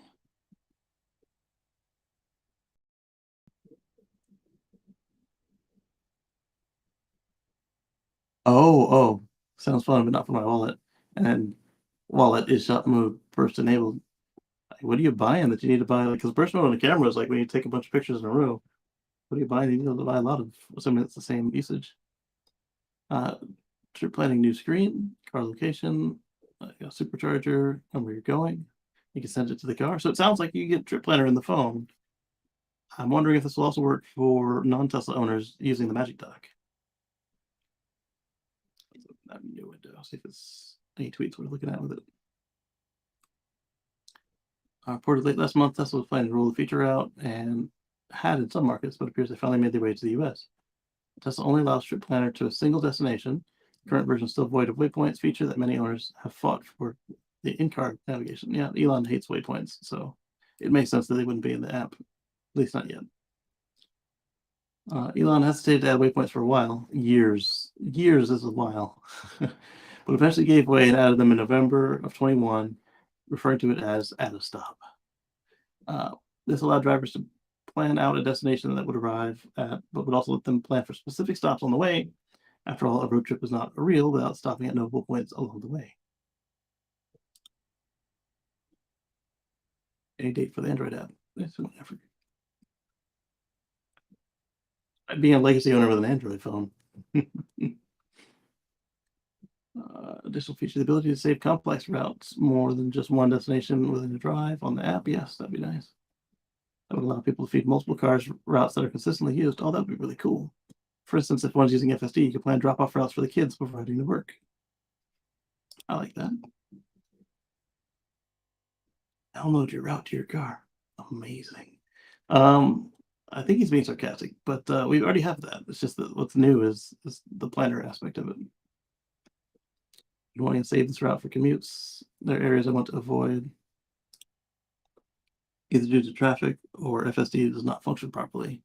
If I can plan out routes that I know will work without cringing, I could recall the same route and actually enjoy FSD.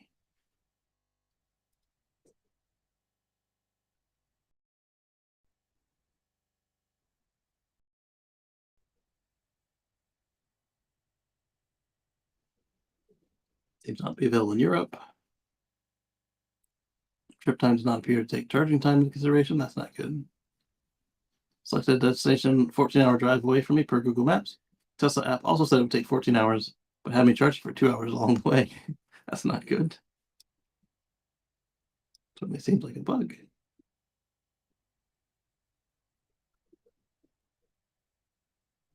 Excellent. It'd be more interesting if you could choose which supercharger to stop at along the way. Yes, some of them are not as good as other choices. Like choosing Santee over whatever one I stopped at before the flat tire at Stuckey's.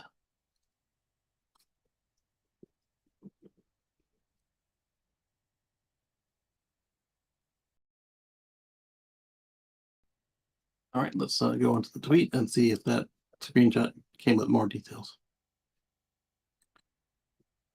Oh, that's cool. It even shows you on the map. I like it. I like it a lot. Car location, supercharger, where you're going. And the other guy said that he had 2 stops on his. So that's cool. More charge on solar strength. So if you've got Tesla Energy or at least a Powerwall, you can make sure you're charging on solar. I like it. And you already have that feature, but he's saying there's more to it. New supercharging asset. This is for Chinese superchargers. Well, it's a A. Maybe Canadian? No, because that's a CCS. Why would you? Unless maybe the graphic is loaded up by your language. Yeah, that's an Asian supercharger, right? Because that is only in Asia right now. Charging China site lock MP4, and that's it for this one, folks. Have a great weekend. I'll see you in the next one. Making the 420 version happen even better. You got 69 at the end. All right, so there it is. I guess it's telling you that it's how the charging stops work. Stop people from parking in the supercharger stalls. All right, so get you some free Wacos. I put the link in the chat. And before I end the show, let me make sure that the chat is something available to you after the fact. Otherwise, people who watch later might not get their free Waco connectors. Let's see. Content. Live.